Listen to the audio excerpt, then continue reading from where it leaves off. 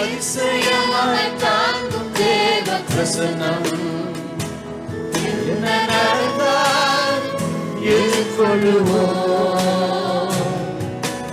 ஒவ்வொரு நாளிலும் நம் தேவன் நம் முன் சென்று நடத்துவாரே. I greet every one of you in the name of the Father, the Son, and the Holy Spirit. A very warm welcome to everyone who is listening to this service, maybe from India or maybe from outside India. We are very happy that you have joined together to worship our Lord this evening. And at the beginning of this service, we want to start by lifting up the name of Jesus. For Him be all glory and honor. At the beginning of this very service, we want to lift up the name of Jesus, our resurrected King, who is all powerful. He is omniscient, omnipotent, and He can do anything at any time, at any place. Lord, we want to worship you this evening. We give you all the honor and praise that's due to your name tonight. Lord, I thank you for everyone who's listening to this service, who has joined together to worship you. Lord, wherever they may be, I pray that your presence covers them and that your word speaks to every one of our hearts. Lord, I thank you that you're here amongst us this evening. Even in this situation where we're not able to congregate as a congregation, as a church. Lord, I thank you that you're here amongst us.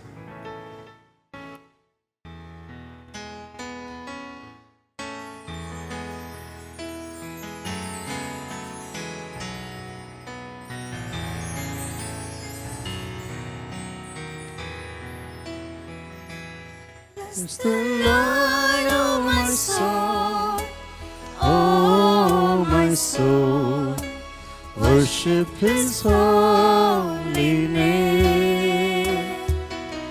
Sing like never before, oh my soul, I worship your holy name. The sun comes up, it's a new day dawning. It's time to sing your song again. Whatever may pass and whatever lies before me, let me be singing when the evening comes.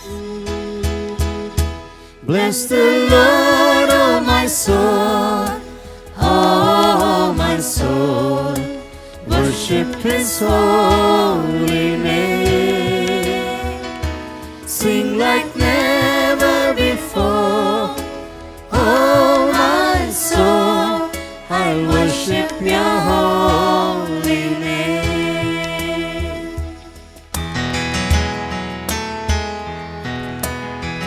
Lord, we all give you all the honor and praise this evening.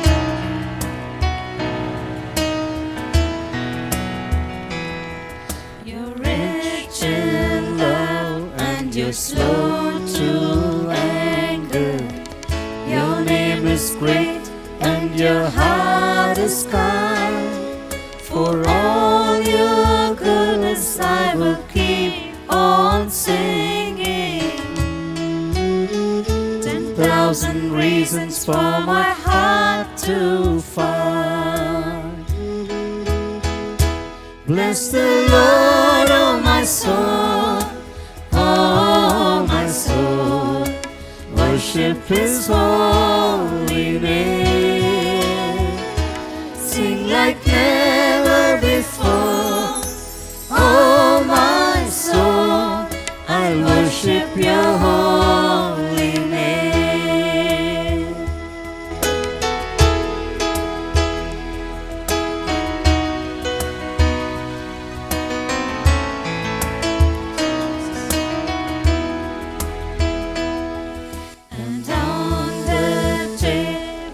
strength is failing, and draws near, and my time has come. Still my soul will sing your praise unending. 10,000 years and then forevermore.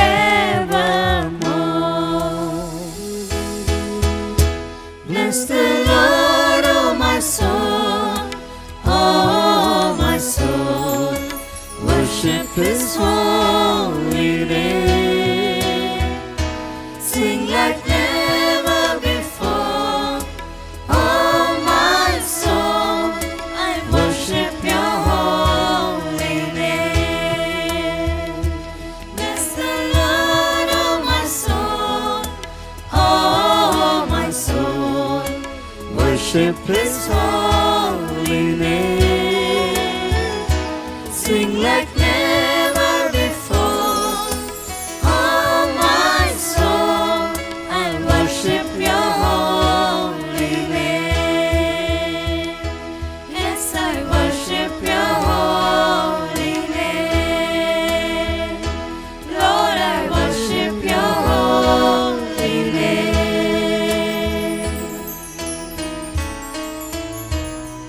எல்லாரும் தொடர்ந்து தேவனை ஆராதிப்போம். என் ஆத்மாவே கர்த்தரை துதி, முழு உள்ளத்தோடு அவர் நாமத்தை ஸ்தோத்திரி. கர்த்தரை துதி, முழு உள்ளத்தோடே அவர் நாமத்தையே ஸ்தோத்திரி. பரிசுத்த நீரே, செய்த சகல உபகாரங்களையும் ஒவ்வொன்றாய் எண்ணி துதித்திடுவேன். என்ன நடந்தாலும் என்ன நேர்ந்தாலும் உம்மையே நம்பி துதித்திடுவேன். என் ஆத்துமாவே கர்த்தரை துதி, முழு உள்ளத்தோடே அவர் நாமத்தையே ஸ்தோத்திரி. பரிசுத்த நீரே.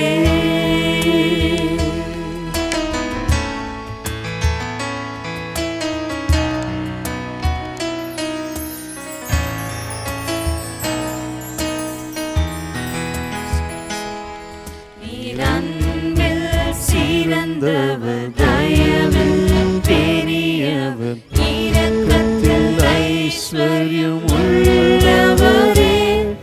உம் கிருபையினால் என்னை உயர்த்தின தேவனே. வாழ்நாளெல்லாம் உம்மை தொழுதிடுவேன். என் ஆத்துமாவே கர்த்தரை துதி, முழு உள்ளத்தோடே அவர் நாமத்தையே ஸ்தோத்திரி. பரிசுத்த நீரே. ஸ்தோத்திரம்.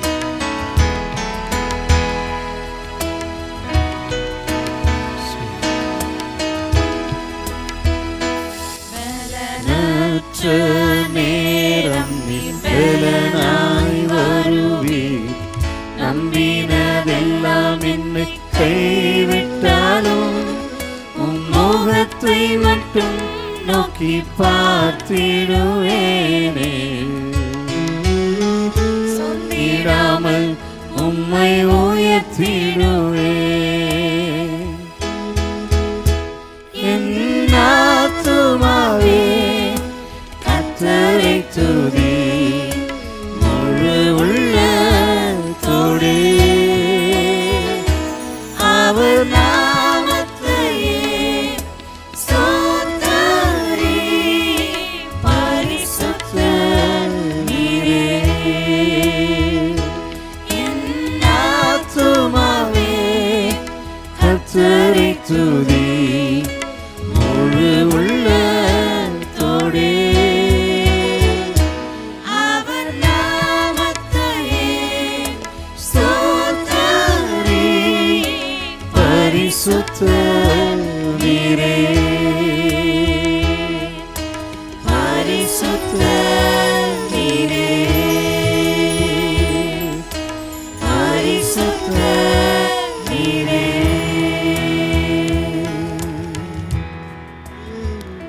எல்லோரும் தொடர்ந்து தேவனை ஆராதிப்போம்.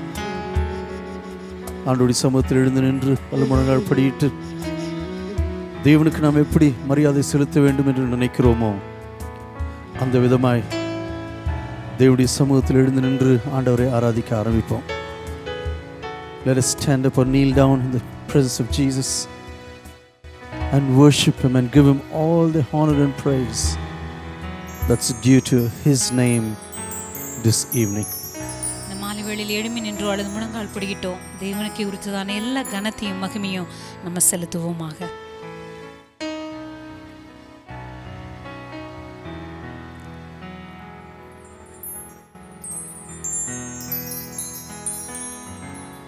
Lord, you are our refuge. ஆண்டவரே நீரே என்னுடைய தஞ்சம். Lord, you are our fortress. ஆண்டவரே நீரே எங்களுடைய கோட்டையாய் இருக்கிறேன். You are our friend in need. ஆண்டவரே தேவைகளின் மத்தியிலே நீரே எங்களுடைய நண்பனாக இருக்கிறேன். Lord, you are my God. ஆண்டவரே நீரே எங்களுடைய தேவன்.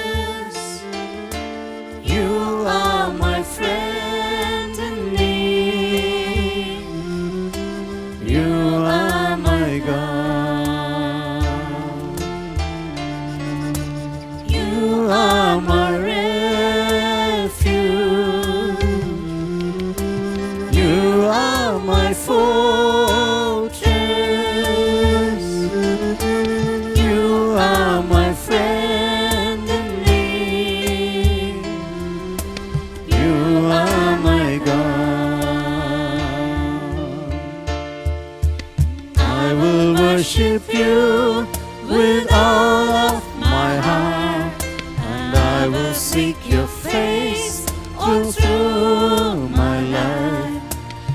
I will serve you, Lord, with all that I have. Here I am. I will worship you with all of my heart. I will seek your face all through my life. I will serve you, Lord, with all that I have. Here I am. Here I am, oh Lord. Here I am, oh Lord. Here I am, oh Lord, here I am.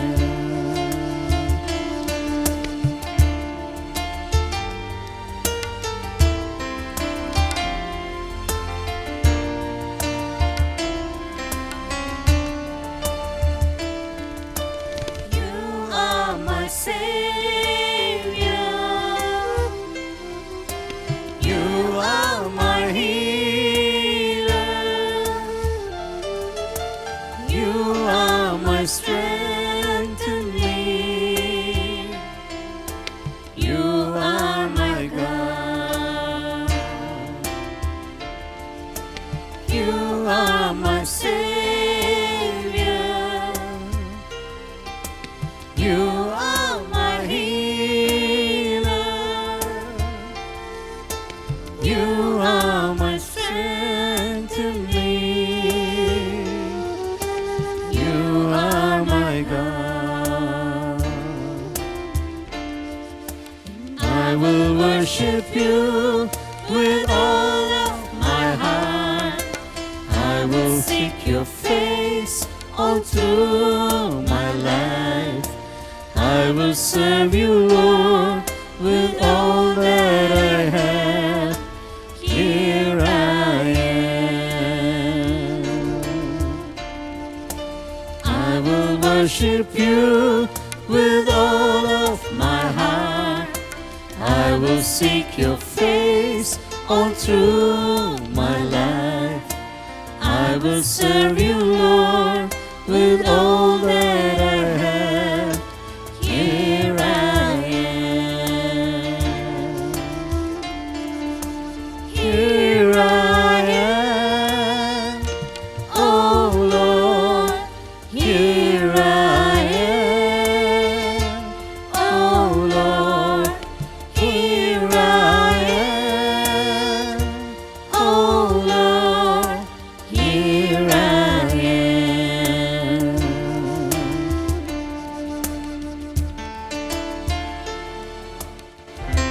Lord, we worship you this evening. You are our shepherd. You are my shepherd. You are my conqueror. You are my hiding place. You are my God. You are my shepherd. You are my conqueror.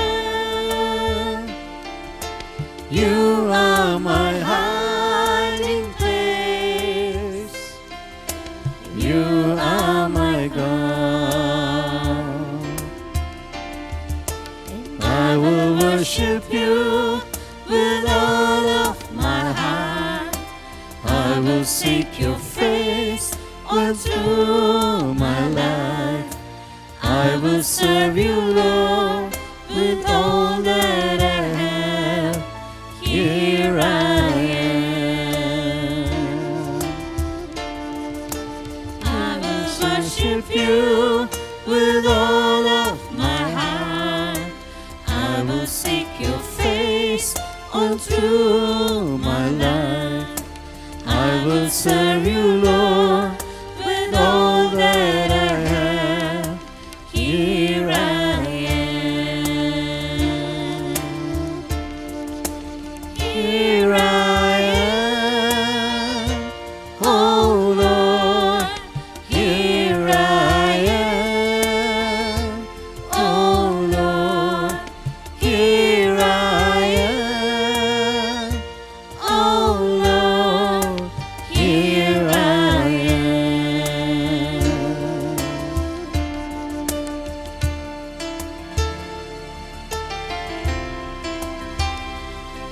నీరే ఎన్ తంచం.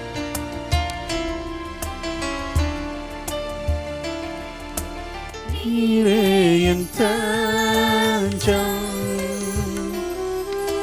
நீரே என் கோட்டை.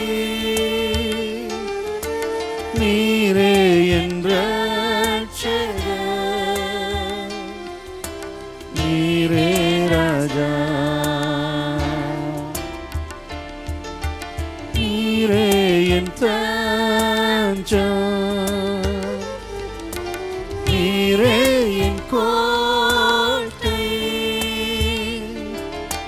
நீரே என் ரட்சகர். நீரே ராஜா. நான் உம்மை தேடுவேன் நாள் முழுவதும். நான் உம்மை சேவிப்பேன் வாழ்நாளெல்லாம். எனதெல்லாவற்றிலும் நான் உம்மை நேசிப்பேன் இயேசுவே. நான் உம்மை தேடுவேன் நாள் முழுவதும். நான் உம்மை சேவிப்பேன் வாழ்நாளெல்லாம். எனதெல்லாவற்றிலும் நான் உம்மை நேசிப்பேன் இயேசுவே. இயேசுவே ராஜா. இயேசுவே தேவன். இயேசுவே மீட்பர். இயேசுவே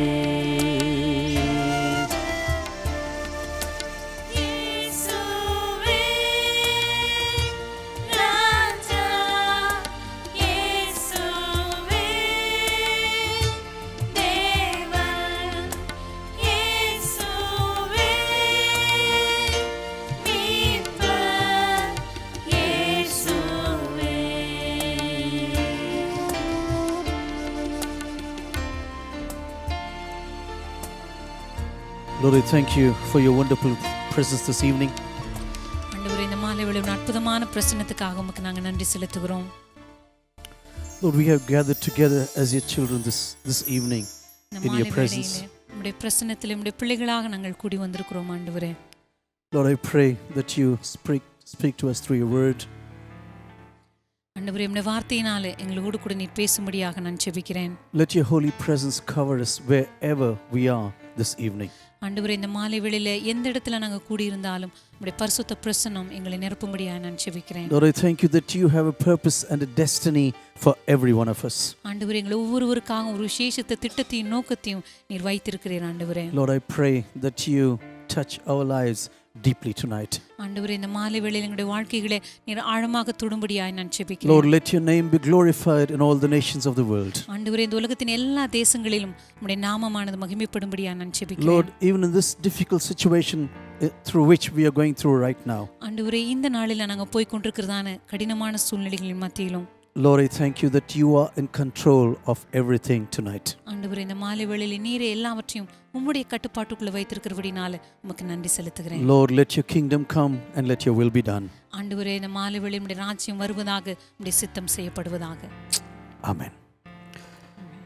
I want to come back to Luke chapter 15 this evening. இந்த மாலை வேளையில லூக்கா எழுதின சுவிசேஷம் 15ஆம் அதிகாரத்திற்கு திரும்பி வரும்படியாய் நான் வேண்டுகிறேன். But to those who are joining us this evening for the first time, முதன்முறையாக இந்த மாலை வேளையில எங்களுடைய வார்த்தையை கேட்டுக்கொண்டிருக்கிறவர்களுக்காக சொல்லுகிறேன். I would like to continue in this study for the next 3 or 4 weeks at least from Luke chapter 15. லூக்கா எழுதின சுவிசேஷம் 15ஆம் அதிகாரத்திலிருந்து வருகிறதான 2-3 வாரங்களுக்கு தொடர்ந்து நான் தியானிக்கும்படியாக விரும்புகிறேன். So I think if in case you have any questions, அதனால் உங்களுக்கு ஏதாவது கேள்விகள் இருக்குமானால், normally I feel that it will be ironed out during the course of this time. சாதாரணமாக நான் பேசுகிற வேளையிலே உங்களுக்கு இருக்கிறதான எல்லா கேள்விகளுமே பதிலளிக்கப்பட வேண்டும் என்று நான் விரும்புவேன். When you go back to Luke chapter 14, when you begin from Luke chapter 14, லூக்கா எழுதின சுவிசேஷம் 14ஆம் அதிகாரத்திலிருந்தே நீங்கள் துவங்கும் பொழுது it's all about lostness. That's all. It's all about being lost. எல்லாமே இழந்து போன ஒரு காரியத்தை குறித்து சொல்லப்பட்டிருக்கிறது. It speaks about a lost opportunity. அங்கே இழந்து போன ஒரு தருணத்தை குறித்து It சொல்லப்பட்டிருக்கிறது. speaks about a lost priority. இழந்து போனதான ஒரு முன்னுரிமை, It's about a lost sheep. It's about a lost coin. இழந்து போனதான ஒரு ஆடு, இழந்து போனதான ஒரு வெள்ளி நாணயம். And finally we come to the story, what people say, it's a story of the prodigal son. கடைசியாக பொதுவாக மக்கள் சொல்லுகிறதான காரியம் இந்த அதிகாரத்திலிருந்து அது கெட்ட குமாரனுடைய சம்பவம் என்று சொல்லுகிறார்கள். But when you look at the story very carefully, ஆனால் இந்த சம்பவத்தை நீங்கள் கூர்ந்து நோக்கும் பொழுது it's a story of at least 2 prodigal sons. இந்த இடத்துல கிட்டத்தட்ட 2 இழந்து போன குமாரர்கள் என்று நாம் சொல்லலாம். The elder brother stayed at home, மூத்த குமாரன் வீட்டிலே தான் இருந்தான். but he had no idea about his father. ஆனால் தன்னுடைய தகப்பனை குறித்து எந்த ஒரு எண்ணமும் அற்றவனாய் அவன் He காணப்பட்டான். thought working for his father is everything. தன்னுடைய தகப்பனுக்காக வேலை செய்வதே எல்லாம் என்று அவன் நினைத்தான். You know, sometimes you can work for God without having any relationship. சில நேரங்களிலே நீங்க தேவனுக்காக பணி செய்யலாம், ஆனா தேவனோடு கூட எந்த ஒரு உறவும் இல்லாமல். It's almost like a business. இது ஒரு வியாபாரத்தை போல. You may be a lawyer, ஒருவேளை நீங்க ஒரு வக்கீலாக இருக்கலாம், but it is not necessarily true that you should like or even love your clients. ஆனா அதே நேரத்துல உங்களிடத்துல வருகிறதான அந்த வாடிக்கையாளர்களை நீங்க விரும்ப வேண்டும் என்று சொல்லி எந்த ஒரு கட்டாயமும் இல்லை. Maybe you're a doctor but you don't like the patients. ஒருவேளை நீங்க மருத்துவரா இருக்கலாம், ஆனா நோயாளிகளே உங்களுக்கு பிடிக்காமல் இருக்கலாம். You know, sometimes it is like this. Sometimes we can work for God சில நேரங்களிலே நம்ம தேவனுக்காக பணியாற்றலாம் even without loving God. அதே நேரத்துல தேவனை நேசிக்காமலேயே நம் தேவனுக்காக. This is the reason why when Peter came back to Jesus, இந்த காரணத்தினால்தான் பேதுரு இயேசுவிடத்தில் திரும்பி வந்த பொழுது, when Jesus called him again to ministry for the second time, இயேசு கிறிஸ்து மறுபடியும் அவனை ஊழியத்திற்கு அழைத்த பொழுது he did not ask Peter for any assurances. பேதுருவினிடத்துல இயேசு கிறிஸ்து வேறு எந்த நிச்சயமான காரியத்தையும் கேட்கவில்லை. Will you do this again? இந்த காரியத்தை நீ மறுபடியும் செய்வாயா? If you do this again, you're going to be slapped by me. நீ மறுபடியும் செய்தாய் என்று சொன்னால் கண்டிப்பாக நான் உனக்கு ஒரு அறை கொடுப்பேன். Jesus just said, "Hey, do you really love me?" இயேசு கிறிஸ்து ஒரு காரியத்தை தான் கேட்டார், ஏன் உண்மையாகவே என்னை Do நேசிக்கிறாயா? you really love me more than all these things around you? உண்மையாகவே இவர்கள் எல்லாரை காட்டிலும் நீ என் மீது அதிகமாக அன்பு கூறுகிறாயா என்று My கேட்டார். brothers and sisters, love is the foundation of every ministry. எனக்கு அருமையான சகோதர சகோதரிகளே, அன்புதான் எல்லா ஊழியத்தினுடைய அஸ்திபாரமாய் When you காணப்படுகிறது. speak about a parable, நீங்க ஒரு ஊமையை பற்றி பேசும் பொழுது a parable is a story which may be true or may not be true.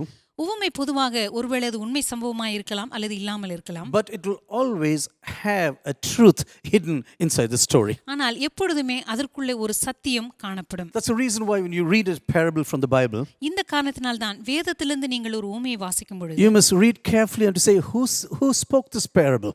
அதை நீங்கள் மிக ஆழமாக வாசிக்க வேண்டும். யார் அந்த உவமையை சொன்னார்கள்? Who was the recipient of this parable? அந்த உவமையை கேட்டவர்கள் யார்? What was the reason for this parable and what was the surrounding of this parable? எந்த காரணத்திற்காக இந்த உவமை சொல்லப்பட்டது? எந்த சூழ்நிலையில சொல்லப்பட்டது? You know, if you don't get all of these backgrounds properly, இந்த சுற்றுப்புற சூழ்நிலைகள் பின்னணியங்களே நீங்கள் புரிந்து கொள்ளாவிட்டால், for example, Luke chapter 15, உதாரணமாக சொல்லும் பொழுது லூக்கா எழுதின சுவிசேஷம் 15ஆம் when அதிகாரத்தில் you don't look into the background from Luke chapter 14, 14ஆம் அதிகாரத்தினுடைய பின்புற சூழ்நிலையை நீங்கள் அறிந்து கொள்ளாமல் இருக்கும் and பொழுது, especially the first 2 verses in Luke chapter 15, உதாரணமாக 14ஆம் அதிகாரத்தினுடைய முதல் 2 வசனங்கள், we will totally miss the message of these parables.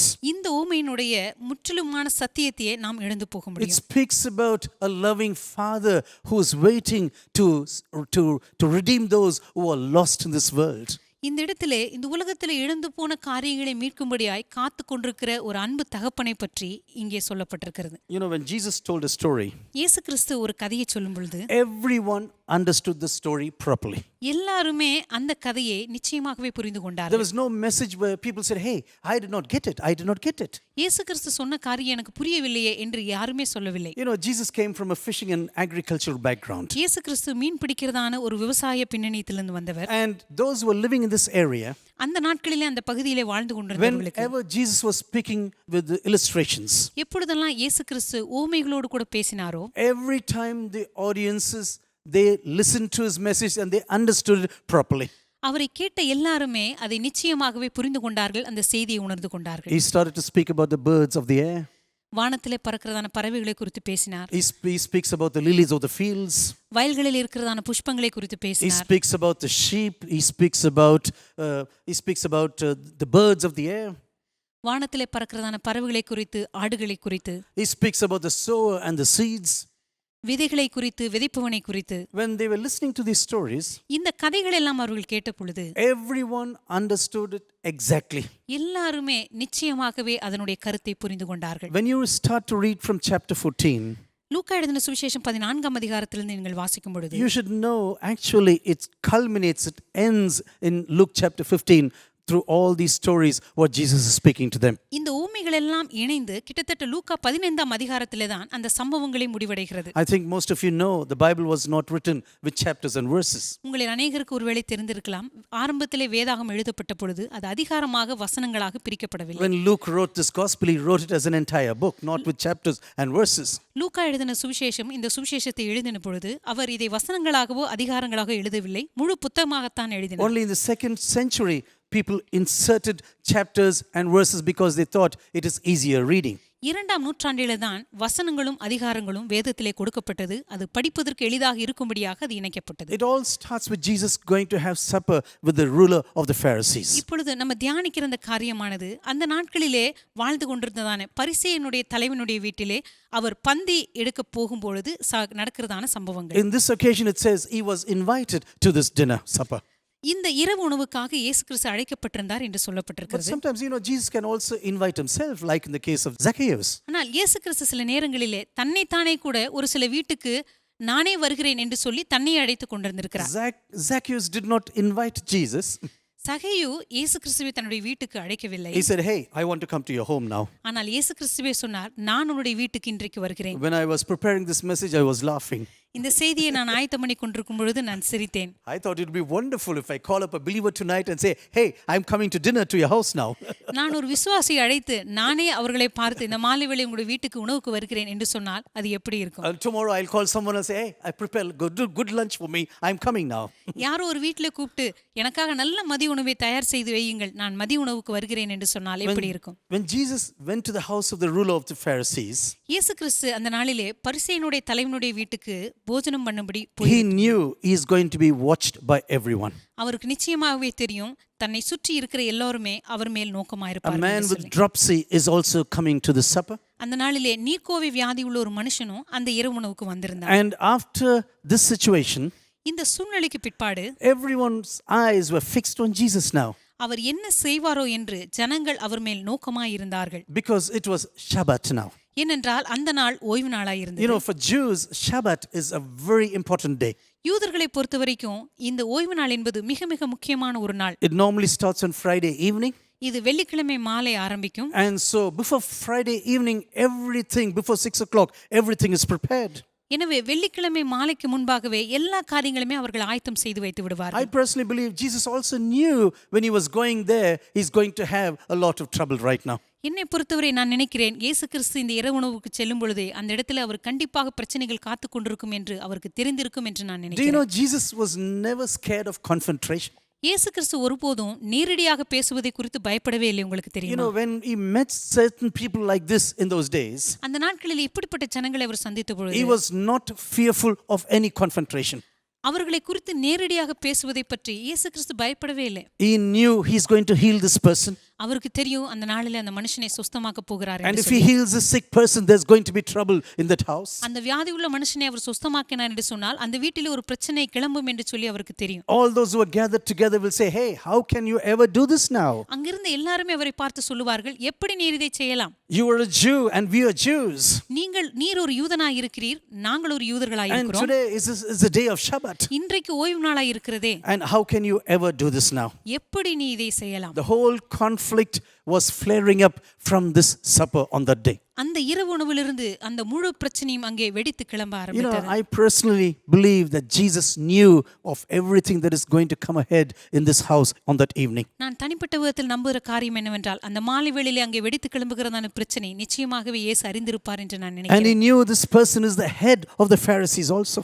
அந்த மனுஷன் பரிசேயருடைய தலைவனாய் இருந்தான் என்று சொல்லி இயேசுவுக்கு நன்றாய் தெரியும். You know, wherever you see Pharisees and scribes meeting Jesus in the Bible, எங்கெல்லாம் பரிசேயர்களும் நியாயப்பிரமாணத்தை அறிந்தவர்களும் இயேசுவை சந்தித்தார்களோ, or even Sadducees who were power hungry in those days, அல்லது அந்த நாட்களிலே அதிகார பசி உள்ள சதுசேயர்களாய் இருந்தாலும் there சரி, was always conflict and confrontation.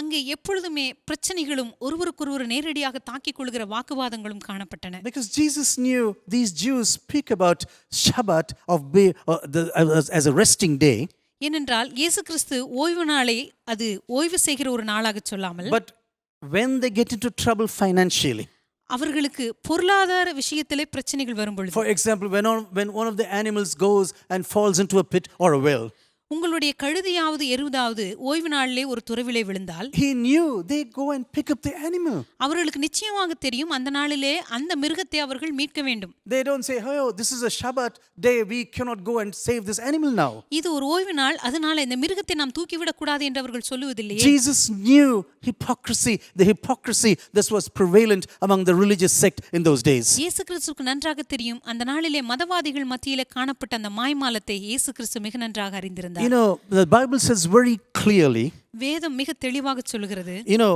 when the time had fully come, காலம் நிறைவேறின போது God sent forth his son to this world. தேவன் தம்முடைய குமாரனை உலகத்துக்கு அனுப்பினார். Do you know why the Bible says like this? ஏன் வேதம் அப்படி சொல்லுகிறது தெரியுமா? Before the coming of the Lord Jesus Christ into this world, இந்த உலகத்திலே இயேசு கிறிஸ்து வருவதற்கு முன்பதாக the last word in the book of Malachi, மல்கியாவின் புத்தகத்தினுடைய கடைசி in the வசனமானது Hebrew language, I mean, எபிரேய மொழியிலே it is curse.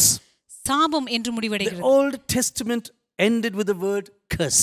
பழைய ஏற்பாடானது சாபம் என்கிறதான எபிரிய வார்த்தையோடு கூட But முடிவடைகிறது. now God the Father was looking into this world. ஆனா இப்பொழுது பிதாவாகிய தகப்பன் உலகத்தை பார்த்து He கொண்டிருக்கிறார். knew this curse must be turned into blessings now. இந்த சாபமானது ஆசீர்வாதமாக மாற்றப்பட வேண்டும் என்று சொல்லி பிதாவாகிய தேவன் And விரும்பினார். for the next 400 years, everything was being prepared for the coming of his son, Jesus Christ, to this world. அதற்கு பிற்பாடு 400 வருடங்கள் இயேசு கிறிஸ்துவினுடைய வருகைக்காக இந்த உலகம் ஆயத்தமாக்கப்பட்டது. Some theologians say these are the silent years between the two testaments. சில இறையியல் வல்லுநர்கள் சொல்லுகிறார்கள் இந்த 2 ஏற்பாடுகளுக்கு மத்தியில இந்த 400 வருடங்கள் அமைதியின் வருடங்கள் என்று I சொல்லுகிறார்கள். never believe that God is silent at any time. ஆனால் நான் சொல்லுகிறேன் தேவன் ஒருபோதும் அமைதியா இருக்கவில்லை என்று நான் God நினைக்கிறேன். can be silent, but he's always active.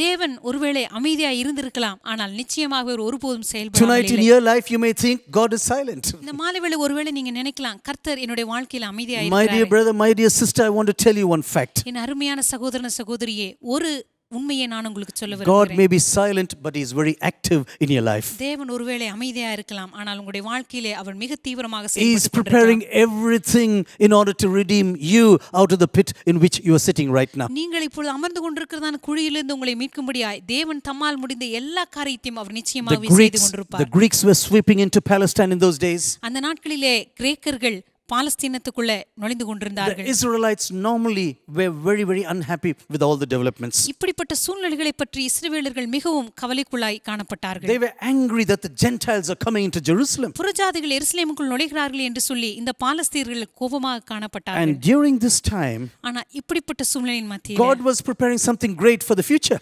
தேவன் எதிர்காலத்துக்காக ஒரு சிறப்பான காரியத்தை ஆயத்தம் பண்ணி He was கொண்டிருந்தார். giving the language of the New Testament to the people of Israel. புதிய ஏற்பாட்டினுடைய மொழியை அந்த நாட்களை வாழ்ந்து கொண்டிருந்த எல்லாருக்கும் அவர் கொடுக்க But ஆரம்பித்தார். at the same time, it was problem in Israel.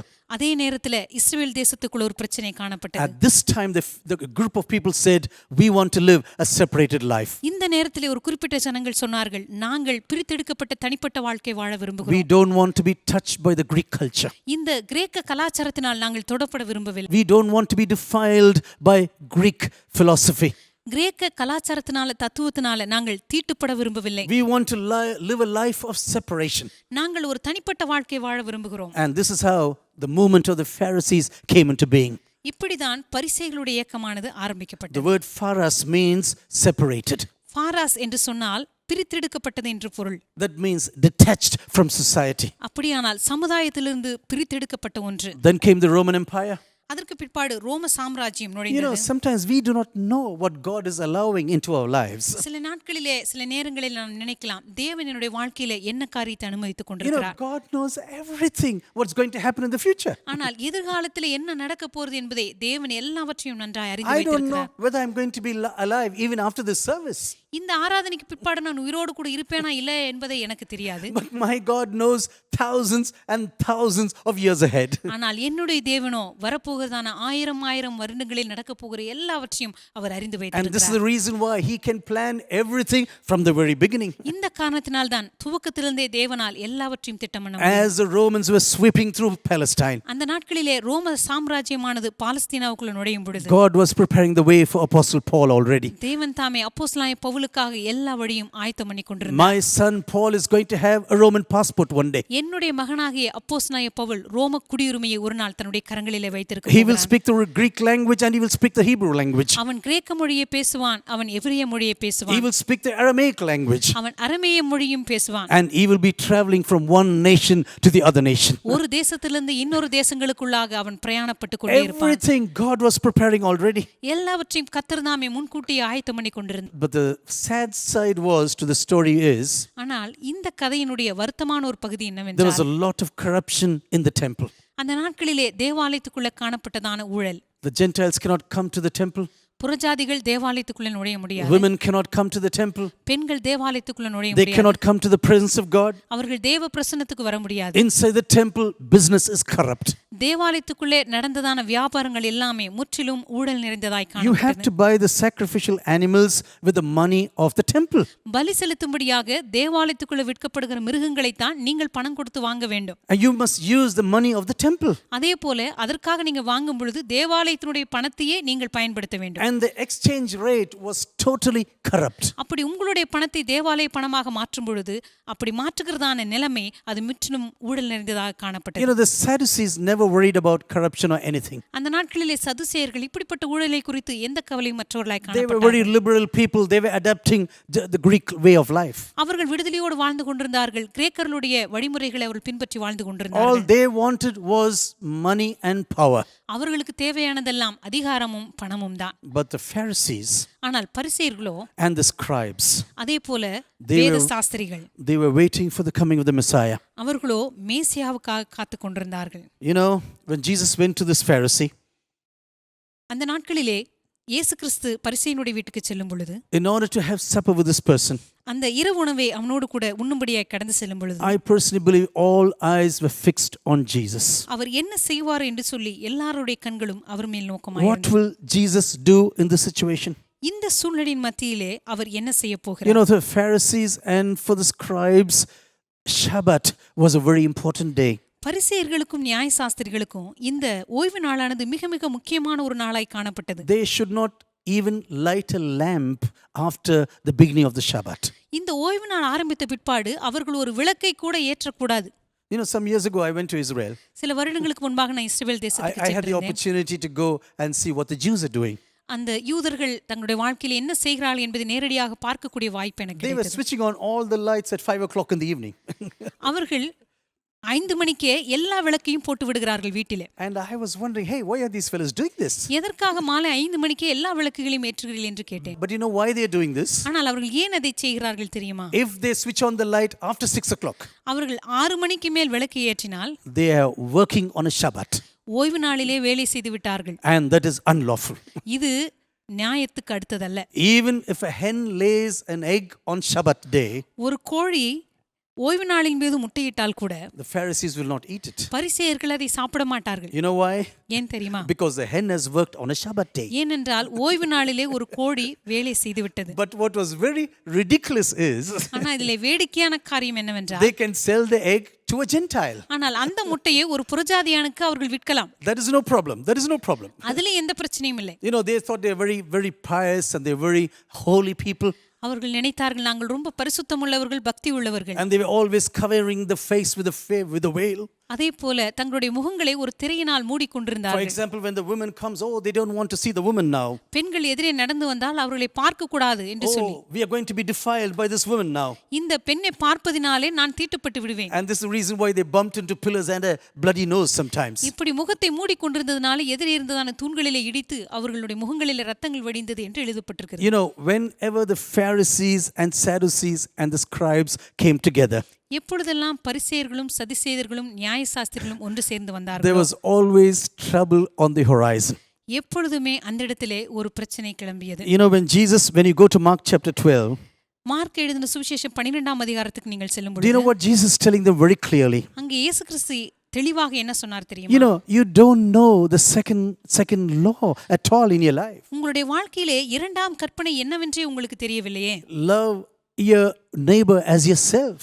உன்னிடத்தில் நீ அன்பு கூறுவது போல பிறனிடத்திலும் அன்பு கூறுவாயாக. Yes, you are trying to love God with all of your might and your power and your strength. ஆம், உன்னுடைய எல்லா இருதயத்தோடும் முழு ஆத்துமாவோடும் முழு பலத்தோடும் தேவனிடத்தில் அன்பு கூற முயற்சிக்கிறீர்கள், உண்மைதான். That's wonderful what you're doing now. நீங்க செய்கிற காரியம் மிக அற்புதமானதுதான். But one thing what you do not understand is you don't love your neighbor like yourself. ஆனால் ஒரு காரியத்தை நீங்கள் அறிந்து கொள்ளவில்லை, உங்களை நேசிப்பது போல நீங்கள் மற்றவரிடத்தில் அன்பு கூறுவதில்லையே. And this is the reason why every time the Sadducees and Pharisees and scribes came together with Jesus, இந்த காரணத்தினால்தான் பரிசேயர்களும் சதுசேயர்களும் நியாயசாஸ்திரிகளும் எப்பொழுதெல்லாம் ஒன்று சேர்ந்து வந்தார்களோ there was always rebuke and confrontation. அப்பொழுதெல்லாம் அங்கே ஒரு முரட்டாட்டமும் ஒரு பிரச்சனையும் ஏற்பட்டது. He says, hey, you hypocrites, you scribes and Pharisees. இயேசு கிறிஸ்து அவர்களை பார்த்து சொன்னார், பரிசேயர்களே நியாயசாஸ்திரிகளே, நீங்கள் மாய்மாலக்காரர்கள், Woe unto you, woe unto you. உங்களுக்கு ஐயோ என்று சொன்னார். You know, Matthew chapter 23 to 29, மத்தேயு எழுதின சுவிசேஷம் 23ஆம் அதிகாரத்துல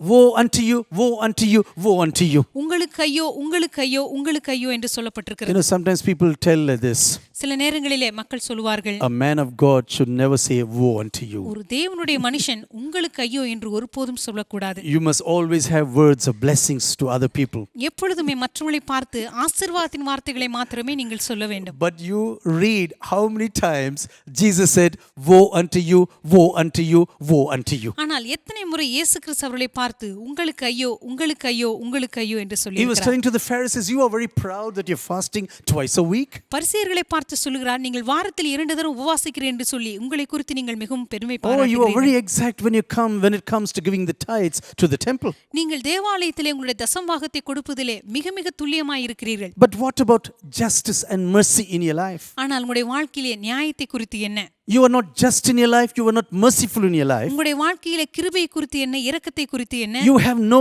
idea about mercy and justice in your life. உங்களுடைய வாழ்க்கையிலே நியாயத்தை குறித்தும் இரக்கத்தை குறித்தும் நீங்கள் யோசிக்கவே இல்லையே. But you boast about your fasting, you boast about your tithes. ஆனால் உங்களுடைய உபவாசத்தை குறித்து உங்களுடைய தசமபாகத்தை குறித்து மிகவும் பெருமை பாராட்டி கொண்டிருக்கிறீர்கள். Jesus did not say anything negative about tithes here. இயேசு கிறிஸ்து இந்த இடத்திலே தசமபாகத்தை குறித்து எதுவும் அவர் மோசமாக சொல்லவில்லை. But he says justice and mercy are equally important. அதே நேரத்தில் நியாயமும் இரக்கமும் மிகவும் முக்கியமாய் காணப்படுகிறது என்று For example, if I were to tell to my son like this, ஒருவேளை என்னுடைய மகனை பார்த்து நான் இப்படி சொல்கிறேன், hey, it's wonderful that you're playing cricket, நீ கிரிக்கெட் விளையாடுவது நல்லதுதான், but equally you should be interested in your studies.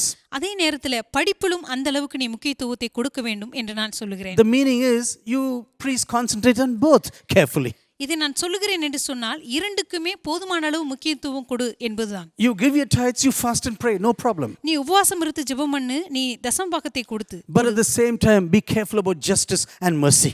அதே நேரத்தில் நீதியை குறித்தும் இரக்கத்தை குறித்தும் ஜாக்கிரதையாயிரு. You are just on the outside, everything is white with you. நீங்கள் வெளிப்புறத்திலே எல்லாமே வெள்ளையாய் வைத்திருக்கிறீர்கள். My dear brothers and sisters who are watching me tonight, இந்த மாலை வேளையில் என்னை பார்த்து கொண்டிருக்கிற அருமையான சகோதர a சகோதரிகளே, white shirt and a white dhoti what I'm wearing doesn't give you holiness, I tell you. நான் போட்டுக் கொண்டிருக்கிற அந்த வெள்ளை சட்டையும் வெள்ளை வேட்டியும் எந்த விதமான பரிசுத்தத்தையும் எனக்கு கொடுக்காது என்று நான் உங்களுக்கு சொல்லுகிறேன். I tell you, this is not holiness. இது பரிசுத்தம் அல்ல. I like to, because I'm a pastor, I would like to preach in white dress. That's all. நான் ஒரு போதகனா இருக்கிறபடினாலே வெள்ளை உடையிலே பிரசங்கம் பண்ண விரும்புகிறேன், அவ்வளவுதான். But when I go to other countries, I just wear any colors and any suits there which are available there. ஆனால் மற்ற நாடுகளுக்கு நான் செல்லும் பொழுது அங்கே கிடைக்கிறதான மற்ற உடைகளை தான் நான் அணிந்து கொள்கிறேன். The reason why I'm telling you this, இதை சொல்லுகிறதுக்கான காரணம் என்னவென்றால், your outside appearance is not holiness sometimes at all. உங்களுடைய வெளிப்படையான பரிசுத்தமானது உண்மையிலேயே பரிசுத்தம் என்று நாம் சொல்லிவிட முடியாது. Jesus said to the Pharisees like this, இயேசு கிறிஸ்து பரிசேயர்களை பார்த்து இப்படி சொன்னார், you are like a whitewashed sepulchre. நீங்கள் வெள்ளையடிக்கப்பட்ட கல்லறைகள் போல இருக்கிறீர்கள். Everything is white outside, வெளியிலே எல்லாம் வெள்ளையாகத்தான் but காணப்படுகிறது. inside everything is stinking. ஆனால் உள்ளுக்குள்ளேயோ எல்லாம் சகல அசுத்தத்தினாலும் நாற்றத்தினாலும் நிறைந்திருக்கிறது. Everything is stinking now. எல்லாம் உள்ளுக்குள்ளே நாற்றமடித்துக் கொண்டிருக்கிறது. My dear brothers and sisters who are watching me tonight, இந்த மாலை வேளையில் என்னை பார்த்து கொண்டிருக்கிற அருமையான சகோதரர்களே, Jesus says, woe unto you scribes, Pharisees, you hypocrites. இயேசு கிறிஸ்து பரிசேயர்களை பார்த்து சதுசேயர்களை பார்த்து சொன்னார், மாய்மாலக்காரராகி நீங்கள் உங்களுக்கு ஐயோ, You blind guides. குருடரான வழிகாட்டிகளே. Not only that, woe to you scribes and Pharisees, வேதபாரகரே பரிசேயரே உங்களுக்கு ஐயோ மாத்திரமல்ல, hypocrites, for you are like whitewashed tombs, மாய்மாலக்காரர்களே நீங்கள் வெள்ளையடிக்கப்பட்ட கல்லறைகளைப் போல இருக்கிறீர்கள். which outwardly appear beautiful, அது வெளியிலே சுத்தமாய் இருக்கிறது, but within they are full of dead men's bones and all uncleanliness. ஆனால் உள்ளுக்குள்ளேயோ மரித்தவருடைய எலும்புகளினாலும் சகல அசுத்தத்தினாலும் நிறைந்திருக்கிறது. In early Greek dramas, பழைய நாட்களிலே கிரேக்க நாடகங்களிலே the actors were called hypocrites. அந்த நாட்களிலே நாடகம் நடிக்கிறவர்களைத்தான் மாய்மாலக்காரர்கள் என்று சொல்லி அழைத்தார்கள். People say, hey, this is a hypocrite, this is a hypocrite. ஒரு நடிகனையோ அல்லது நடிகையை பார்த்துதான் அந்த நாட்களிலே மாய்மாலக்காரன் என்று சொல்லி அழைத்தார்கள். Today we call them stars. இந்த நாட்களிலே அவர்களை நாம் நட்சத்திரங்கள் என்று சொல்லுகிறோம். Actually, they're not stars from heaven. ஆனால் அவர்கள் ஒன்றும் வானத்திலிருந்து வந்த நட்சத்திரங்கள் அல்ல. They're normal people like you and me. அவர்கள் உங்களைப் போல என்னை போல சாதாரண மனுஷர்கள் தான். Only thing they are a little popular than you and me. உங்களை காட்டிலும் என்னை காட்டிலும் அவர்கள் சற்று பிரபலமா இருக்கிறார்கள், அவ்வளவுதான். But in those days, these actors were called hypocrites. ஆனால் அந்த நாட்களிலே நடிகர்கள் நடிகைகளே அவர்கள் மாய்மாலக்காரர்கள் என்று தான் அழைத்தார்கள். You know what Jesus is telling these people now? இயேசு கிறிஸ்து இவர்களை பார்த்து என்ன சொன்னார் தெரியுமா? Your entire life is only acting. உங்களுடைய முழு வாழ்க்கையுமே முற்றிலும் நடிப்பு தான். Sometimes when you invite Jesus for dinner, சில வேளைகளிலே இயேசு கிறிஸ்துவை நீங்கள் இரவு உணவுக்கு அழைத்தீர்கள் என்று சொன்னார், I tell you, you can be in real trouble. உங்களுக்கு உண்மையாகவே ஒரு பிரச்சனை தான் என்று நான் சொல்லுகிறேன். Sometimes you can get into real trouble when you invite Jesus. இயேசு கிறிஸ்துவை உங்களுடைய வீட்டுக்கு உணவுக்கு அழைத்தீர்கள் என்று சொன்னால் சில வேளைகளிலே பிரச்சனைகளை நீங்கள் எதிர்கொள்ளக்கூடும். Once he is watching everything that is happening here now, ஒருமுறை அங்கே நடந்ததான எல்லாவற்றையும் இயேசு கிறிஸ்து பார்த்து some கொண்டிருந்தார். are coming there and looking for the biggest and the best chairs now. ஒரு சிலர் அங்கே வந்து உயர்ந்த ஆசனங்களை தெரிந்தெடுத்து அங்கே போய் அமர்ந்தார்கள். This happens even today, even countries like India. இன்றைக்கு கூட இந்தியா போன்ற தேசங்களிலே இந்த காட்சிகளை நீங்கள் When you காணலாம். come to some gathering, you want the biggest seat and the most prominent seat. ஏதாவது ஒரு கூட்டத்துக்கு நீங்க வருவீர் என்று சொன்னால் அங்க இருக்கிறதான முக்கியமான நாட்காலியே சிலர் தேடி போய் உட்காருவார்கள். But you know what Jesus says? ஆனால் இயேசு கிறிஸ்து என்ன சொன்னார் தெரியுமா? Hey, don't go and look for the prominent one. தயவு செய்து உயர்ந்த இடத்திலே நீ போய் உட்காராதே. Maybe there's another person coming who's more prominent than you. ஒருவேளை உன்னை காட்டிலும் கனமுள்ளன் ஒருவேளை அந்த விருந்துக்கு அழைக்கப்பட்டிருப்பான். And the person who's hosting the dinner will say, will you please make the chair empty now, please? ஆனால் உன்னையும் அவனையும் விருந்து கடைத்தவன் உன்னை பார்த்து தயவு செய்து நீ போய் தாழ்ந்த இடத்தில் உட்காரு என்று சொல்லுவான். He says, hey, it's going to be an insult for you. அப்படி நீ செய்யும் பொழுது மற்றவர்களுக்கு முன்பாக உனக்கு ஒரு கனவீனம் உண்டாகும். You know, when Jesus was speaking to the Pharisee now, இயேசு கிறிஸ்து பரிசேயர்களிடத்தில் இப்படி பேசிக் கொண்டிருக்கும் பொழுது he even said to the Pharisee at that time in Luke chapter 11, லூக்கா எழுதின சுவிசேஷம் 11ஆம் அதிகாரத்திலே பரிசேயர்களை பார்த்து இப்படி சொன்னார். now you Pharisees, பரிசேயர்களே, cleanse the outside of the cup and of the dish, தயவு செய்து போஜன பாத்திரத்தினுடைய உட்புறத்தை முதலாவது சுத்தமாக்கு. but inside you are full of extortion and wickedness. நீங்கள் போஜன பாத்திரங்களின் வெளிப்புறம் சுத்தமாகும்படி அவைகளின் உட்புறத்தை முதலாவது சுத்தமாக்கு என்று சொன்னார். Actually, Jesus has been invited to this dinner. இந்த உணவுக்குத்தான் இயேசு கிறிஸ்து அழைக்கப்பட்டிருக்கிறார். And in the middle of the dinner, he's speaking like this. ஆனால் அந்த உணவின் மத்தியிலே இயேசு கிறிஸ்து இப்படி பேச ஆரம்பிக்கிறார். And at the end, he says, "You fools." இந்த உணவினுடைய இறுதியிலே அவர்களை பார்த்து சொல்கிறார், மதிகேடர்களே. You know, whenever I read this scripture, எப்பொழுதெல்லாம் நான் இந்த பகுதியை வாசிக்கிறேனோ, just imagine you go to some place to have dinner with someone, சில நேரங்களிலே யாரோ ஒருவரோடு கூட நீங்கள் உணவருந்தும்படியா செல்லும் பொழுது, and they have invited you as a guest of honor, ஒருவேளை அந்த இடத்துல உங்களை ஒரு கணத்துக்குள்ள ஒரு நபராக அழைத்திருக்கலாம், and you have your dinner with those people, with that family, அந்த குடும்பத்தோடு கூட நீங்கள் உணவு அருந்துகிறீர்கள். and then you say, "You fools." அதுக்கப்புறம் அவர்களை பார்த்து சொல்லுகிறீர்கள், மதிகேடர்களே. How will this be? How will this be? இது எப்படி இருக்கும்? You know, when you live for Jesus and for his kingdom, நீங்கள் இயேசுவுக்காகவும் அவருடைய ராஜ்யத்திற்காகவும் வாழும் பொழுது you may think you are living a life of separation. ஒருவேளை நீங்க நினைக்கலாம், இயேசுவுக்காக பிரித்தெடுக்கப்பட்ட ஒரு வாழ்க்கையை நான் You know, வாழ்கிறேன். Apostle Paul was proud about his background as a Pharisee. அப்போஸ்தலனாகிய பவுல் தன்னுடைய பின்னணியத்தை குறித்து தான் ஒரு பரிசேயனாக இருந்து வந்தபடினாலே அதை குறித்து பெருமை பாராட்டுகிறார். The beginning of this movement was wonderful. அந்த இயக்கத்தினுடைய ஆரம்பமானது மிகச் சிறப்பானதுதான். My dear brothers and sisters, I tell you, sometimes you can begin in the spirit and end in the flesh. எனக்கு அருமையான சகோதர சகோதரிகளை உங்களை பார்த்து சொல்லுகிறேன், ஒருவேளை நீங்கள் ஆவியிலே ஆரம்பம் பண்ணி மாம்சத்திலே முடிவடையலாம். This can happen to any ministry, to any personal life. இந்த உலகத்திலே வாழ்ந்து கொண்டிருக்கான எந்த நபருக்கும் எந்த ஒரு ஊழியத்திற்கும் இது நடக்கலாம். Maybe you had a passion for Jesus and his kingdom. ஒருவேளை ஆண்டவருக்காக மிகவும் பட்சிக்கிறதான வைராக்கியம் உங்களுக்கு You இருந்திருக்கலாம். wanted to live a life of separation in the sinful world. ஒருவேளை இந்த பாவமான உலகத்திலே இயேசுவுக்காக பிரித்தெடுக்கப்பட்ட ஒரு வாழ்க்கை வாழ வேண்டும் என்று நீங்கள் நினைத்தீர்கள். Every decision what you took was focused on the kingdom of Jesus. நீங்க எடுக்கிறதான எல்லா முடிவுகளுமே தேவனுடைய ராஜ்யத்தை நோக்கியே காணப்பட்டிருக்கலாம். But in the very course of time, ஆனால் நாட்கள் செல்ல செல்ல without the movement of the Holy Spirit on this entire movement, இந்த முழு இயக்கத்திலும் பரிசுத்த ஆவியானுடைய அசைவாடுதல் இல்லாதபடியினாலே slowly it can be a dead tradition.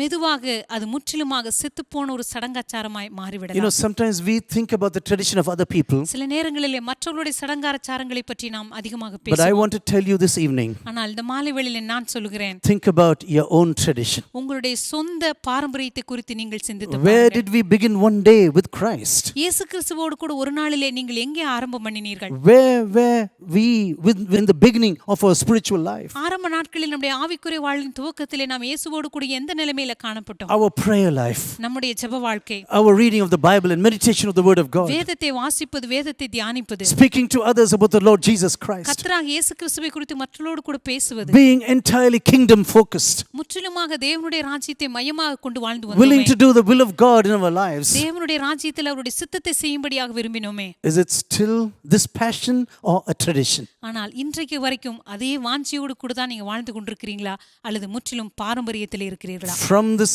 meal in Luke chapter 14, லூக்கா எழுதின சுவிசேஷம் 14ஆம் அதிகாரத்தின் இந்த உணவு வேளையிலிருந்து everything started to roll in the mind of God. எல்லாமே தேவனுடைய மனதிற்குள்ளே சுழல ஆரம்பித்தது. Pharisees are there, the scribes are there. அங்கே நியாயசாஸ்திரிகள் காணப்பட்டார்கள், And this is the பரிசேயர்கள் reason why காணப்பட்டார்கள். at the end of the chapter 15, இந்த காரணத்தினால் தான் லூக்கா எழுதின சுவிசேஷம் 15ஆம் அதிகாரத்தின் at the end கடைசியிலே of this, the parables what Jesus was telling them, இந்த சுவிசேஷத்தின் கடைசியிலே இயேசு கிறிஸ்து அவர்களை பார்த்து சொன்னார். he began to speak about the eldest son. அங்கே மூத்த குமாரனை பற்றி பேச ஆரம்பித்தார். The younger person ran away.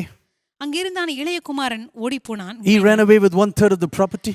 அங்கே இருந்ததான 3/1 சொத்தோடு கூட அவன் ஓடி போனான். Because in those days, the eldest son must get 2 portions of the property. ஏனென்றால் அந்த நாட்களிலே சொத்தை பிரிக்கும் பொழுது மூத்த மகனுக்கு சொத்தினுடைய 2 பாகம் கிடைக்கும். It was always a double portion. எப்பொழுதுமே அவனுக்கு 2 பாகம் சொந்தமானது. So the younger person went away with his money. அதனால் இளைய மகன் தனக்கு கிடைத்ததான பகுதியோடு கூட புறப்பட்டு போனான். But the eldest son ஆனால் மூத்த குமாரனோ He was at home. He was always toiling for his father. அவன் வீட்டில தான் இருந்தான், எப்பொழுதுமே தன்னுடைய தகப்பனுக்காக உழைத்து கொண்டே இருந்தான். But when the younger son came back, ஆனால் இளைய மகன் திரும்பி வரும் பொழுது, after he lost everything what he can lose in his life, இளைய மகன் தன்னுடைய வாழ்க்கையில எல்லாவற்றையும் இழந்து திரும்பி வரும் பொழுது, the eldest son was not very happy. மூத்த குமாரன் அதை குறித்து மகிழ்ச்சியாக இல்லை. Hey, you have squandered the portion of the inheritance you have in this life. ஏற்கனவே உனக்கு கொடுக்கப்பட்டதான சொத்தை கொடுத்தாயிற்று, அது எல்லாவற்றையும் அழித்து போட்டு விட்டாய். But now you have come back. இப்பொழுது நீ திரும்பி வந்திருக்கிறாய். You want to be a part of my inheritance now? இப்பொழுது எனக்கு கொடுக்கிறதான சொத்தின் பாகத்திலும் பங்கு கேட்க வந்திருக்கிறாயா? Are you here to squander a portion of my inheritance? எனக்கு இருக்கிறதான சொத்தையும் அழிக்கும்படியாக இங்கே திரும்பி வந்திருக்கிறாயா? Jesus began to confront the Pharisees and the scribes directly now. இயேசு கிறிஸ்து அங்கே நியாயசாஸ்திரிகளையும் பரிசேயர்களையும் நேரடியாக கடிந்து கொள்ள He துவங்கினார். spoke about the lost sheep and the lost coin. காணாமல் போன ஆட்டை பற்றியும் காணாமல் போன வெள்ளி நாணயத்தை பற்றியும் பேச He ஆரம்பித்தார். spoke about the two prodigal sons. அங்கே இருந்ததான 2 தொலைந்து போன குமாரர்களை பற்றி பேச ஆரம்பித்தார். Sometimes we can run away from God.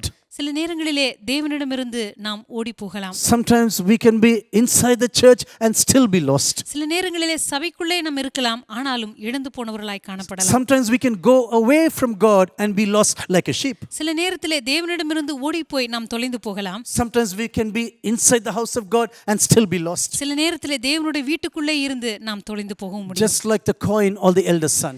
அந்த மூத்த குமாரனை போல, அந்த வெள்ளிக்காசை போல. Somewhere we are lying down in the dirt of this house. எப்படியோ அந்த வீட்டினுடைய ஒரு புழுதிக்குள்ளாக நாம் தொலைந்து And போயிருக்கலாம். Jesus, out of love, தேவன் தம்முடைய அன்பினாலே comes out looking for the lost sheep of this world. மறுபடியுமாக இந்த உலகத்திலே தொலைந்து போன ஆட்டை தேடும்படியாக திரும்பி And he வருகிறார். begins to sweep the entire house right now. அந்த முழு வீட்டையும் அவர் பெருக்கி சுத்தம் பண்ண ஆரம்பிக்கிறார். Just like this lady was doing in her life. அங்க இருந்ததானே அந்த பெண் செய்தது போல Jesus began to sweep into our lives. இயேசு கிறிஸ்து நம்முடைய வாழ்க்கையை பெருக்கி சுத்தம் பண்ண Tonight, ஆரம்பிக்கிறார். Jesus is sweeping into our lives, you should know. இந்த மாலை வேளையிலே இயேசு கிறிஸ்து உங்களுடைய வாழ்க்கையை பெருக்கி சுத்தம் பண்ணுகிறார். I do not know who needs this message tonight. இந்த மாலை வேளையிலே இந்த செய்தி யாருக்கு தேவையோ எனக்கு தெரியவில்லை. Maybe you ran away from the purposes of God. ஒருவேளை தேவனுடைய நோக்கங்களிலிருந்து நீங்கள் ஓடி Maybe போயிருக்கலாம். you don't care about the will of God in your life. ஒருவேளை தேவனுடைய சித்தத்தை குறித்து நீங்கள் கவலையற்ற ஒரு நபராய் Maybe you're காணப்படலாம். still in the church or you're lying in dirt. ஒருவேளை நீங்கள் இன்னும் சபைக்குள்ளே இருக்கலாம், ஆனால் புழுதிக்குள்ளே கிடந்து கொண்டிருக்கலாம். Tonight, Jesus has come with a broom to sweep through the house tonight. ஆனால் இந்த மாலை வேளையிலே இயேசு கிறிஸ்து உங்களுடைய வாழ்க்கையை பெருக்கி சுத்தம் பண்ணும்படியாய் வருகிறார். Because you are so valued in His eyes. ஏனென்றால் அவருடைய கண்களுக்கு முன்பாக நீங்கள் வெளியேற பெற்ற ஒரு He நபர். says, I still love you with an everlasting love. இயேசு கிறிஸ்து உங்களை பார்த்து சொல்லுகிறார், என்னுடைய நித்திய அன்பினாலே நான் உன்னை சிநேகித்தேன். I have a purpose and a destiny for your life. உன்னுடைய வாழ்க்கை குறித்து ஒரு திட்டத்தையும் நோக்கத்தையும் நான் வைத்திருக்கிறேன். And I want to give back the destiny and purpose which you have lost already. அதனால் உன்னுடைய வாழ்க்கையில் இழந்து போன திட்டத்தையும் நோக்கத்தையும் மறுபடியும் உனக்கு கொடுக்கும்படியா நான் வந்திருக்கிறேன். Tonight, God is at work in our personal lives. இந்த மாலை வேளையிலே இயேசு கிறிஸ்து தாமே நம்முடைய தனிப்பட்ட வாழ்க்கையில் அவர் கிரியை செய்து கொண்டிருக்கிற தேவனாய் இருக்கிறார். One sheep can run away from its flock. ஒரு ஆடு தன்னுடைய மந்தையிலிருந்து ஓடி போய் தொலைந்து And போகலாம். sometimes it will fall down a precipice. சில நேரங்களிலே சிறிய பள்ளங்களிலே அது விழுந்து போகலாம். And if you want to save the sheep again, ஆனால் அந்த ஆட்டை நீங்கள் காப்பாற்ற வேண்டும் என்று நினைத்தால் you should leave the sheep there, because disturbing it, the sheep may jump even further. அந்த ஆட்டை இன்னும் சில நாட்களுக்கு அந்த பள்ளத்திலேயே விட்டுவிட வேண்டும். இல்லை என்றால் அதை தூக்க நீங்க முயற்சித்தீர்கள் என்று சொன்னால் இன்னும் அது துள்ளி போய் இன்னும் அதிகமான பள்ளத்தில் It விழக்கூடும். will fall into a deeper depth if you go and try to save now. நீங்க ஒருவேளை அது இப்பொழுது காப்பாற்ற போனால் அது இன்னும் ஆழமான பள்ளத்தில் விழுந்து மாண்டு போகலாம். Sometimes God lets us lie down with hurt sometimes for a certain time. இப்படிதான் தேவன் நம்முடைய வாழ்க்கையில சில வேளைகளிலே சில காயங்களோடு கூட நம்மை அப்படியே விட்டு விடுகிறார். For some time you have to lie down there. சில நேரத்திலே நீ அப்படியே இரு அதே இடத்திலே என்று விட்டு விடுகிறார். Because if I'm going to intervene now into your life, ஏனென்றால் இப்பொழுது உன்னுடைய வாழ்க்கையில நான் இடைப்பட்டேன் என்று சொன்னால் it may be bringing a bigger disaster. ஒருவேளை இன்னும் மோசமான அழிவுக்குள்ள நீ போக முடியும். I am still loving you. நான் இன்னும் உன்னை நேசிக்கிறேன். I'm still watching over you.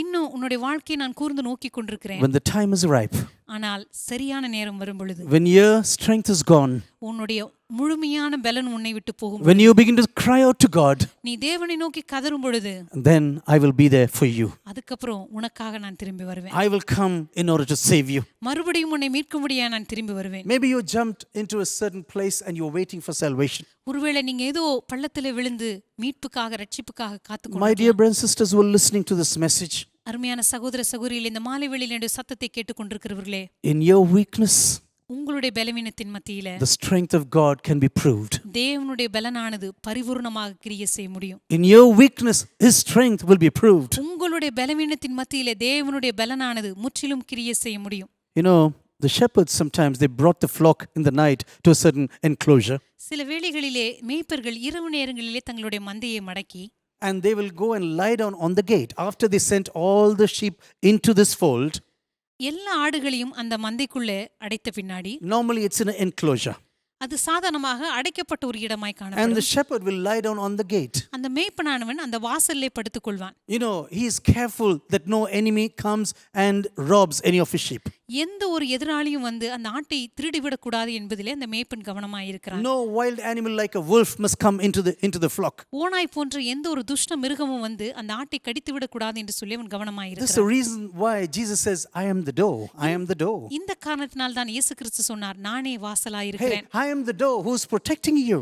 நானே உன்னை பாதுகாக்கிற வாசலாய் இருக்கிறேன். This evening, God says, I am the door who's protecting you, இந்த மாலை வேளையிலே உன்னை பாதுகாக்கிற வாசலாய் நான் so காணப்படுகிறேன். that your life may not be devastated. அதனால் உன்னுடைய வாழ்க்கையானது அழிந்து போகாதபடி I am lying down in order to save your life. உன்னை பாதுகாத்துக் கொள்ளும்படியாக ஒரு வாசலாக நான் படுத்துக் கொண்டிருக்கிறேன். For this lady, the coin was very important.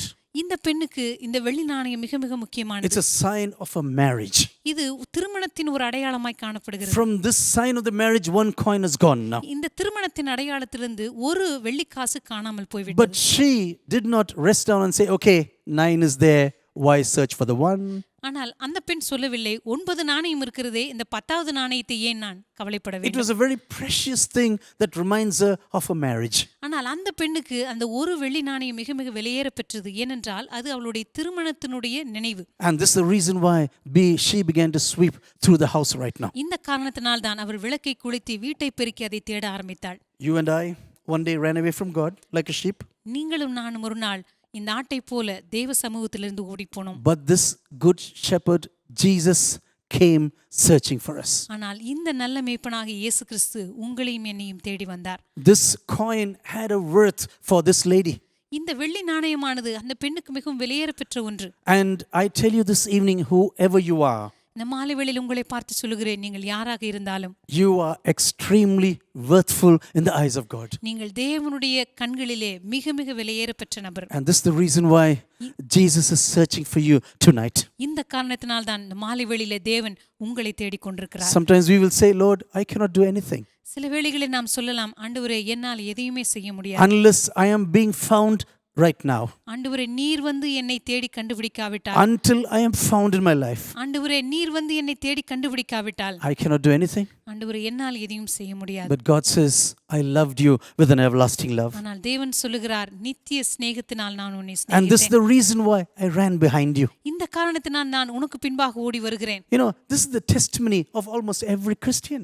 இதுதான் இந்த மாலை வேளையில ஒவ்வொரு கிறிஸ்தவ நபருடைய சாட்சியாய் காணப்படுகிறது. In my personal life, I can tell you stories என்னுடைய தனிப்பட்ட வாழ்க்கையிலே நான் ஏராளமான சம்பவங்களை சொல்ல where I முடியும். completely ran away from God. ஒரு நாள் தேவ சமூகத்திலிருந்து முற்றிலுமாக நான் ஓடி போன ஒரு If நபர். not for the love of God, தேவனுடைய அன்பு மாத்திரம் என்னுடைய if வாழ்க்கையில not for வராவிட்டால், His mercy and compassion, அவருடைய கிருபையும் மனதுருக்கமும் என்னை சந்திக்காவிட்டால், maybe I would have perished in the dirt one day. ஒருவேளை நான் இருந்ததான அந்த அடுக்கிலே இந்நேரம் நான் My மரித்திருந்தேன். dear brothers and sisters who are listening to me tonight, இந்த மாலை வேளையில் என்னை கேட்டுக்கொண்டிருக்கிற அருமையான சகோதர I சகோதரிகளே, like this encounter of Jesus with Mary Magdalene after His resurrection. இந்த மகதலேனா மரியாளுடைய வாழ்க்கையிலே இயேசு கிறிஸ்துவினுடைய சந்திப்பு எனக்கு மிகவும் பிடித்தமான In ஒன்று. John chapter 20, verse 17, யோவான் எழுதின சுவிசேஷம் 20ஆம் அதிகாரம் 17வது Jesus வசனத்திலே, says, Mary, do not attach yourself to me. இயேசு கிறிஸ்து சொல்லுகிறார், மரியாளே என்னோடு கூட உன்னை இணைத்துக் கொள்ளாதே. This is how this verse should be translated. இந்த வசனம் உண்மையிலே இப்படிதான் மொழிபெயர்க்கப்பட்டிருக்க வேண்டும். Don't attach yourself to me, என்னோடு உன்னை இணைத்துக் கொள்ளாதே, for ஒட்டிக்கொள்ளாதே. I have not ascended to the Father. ஏனென்றால் நான் இன்னும் என் பிதாவின் இடத்திற்கு ஏறி போகவில்லை. You know, this lady loved Jesus with a great love.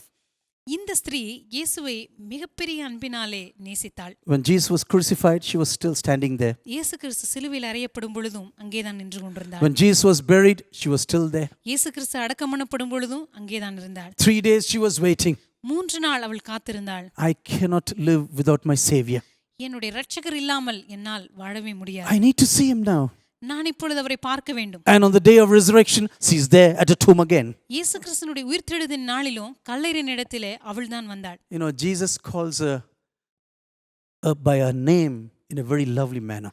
இயேசு கிறிஸ்து அவளை பேர் சொல்லி அன்போடு கூட அவரை அழைக்கிறார். Mary, மரியாளே, Mary. மரியாளே. And she saw Jesus and she said, "Oh Lord, 3 days I waited for you."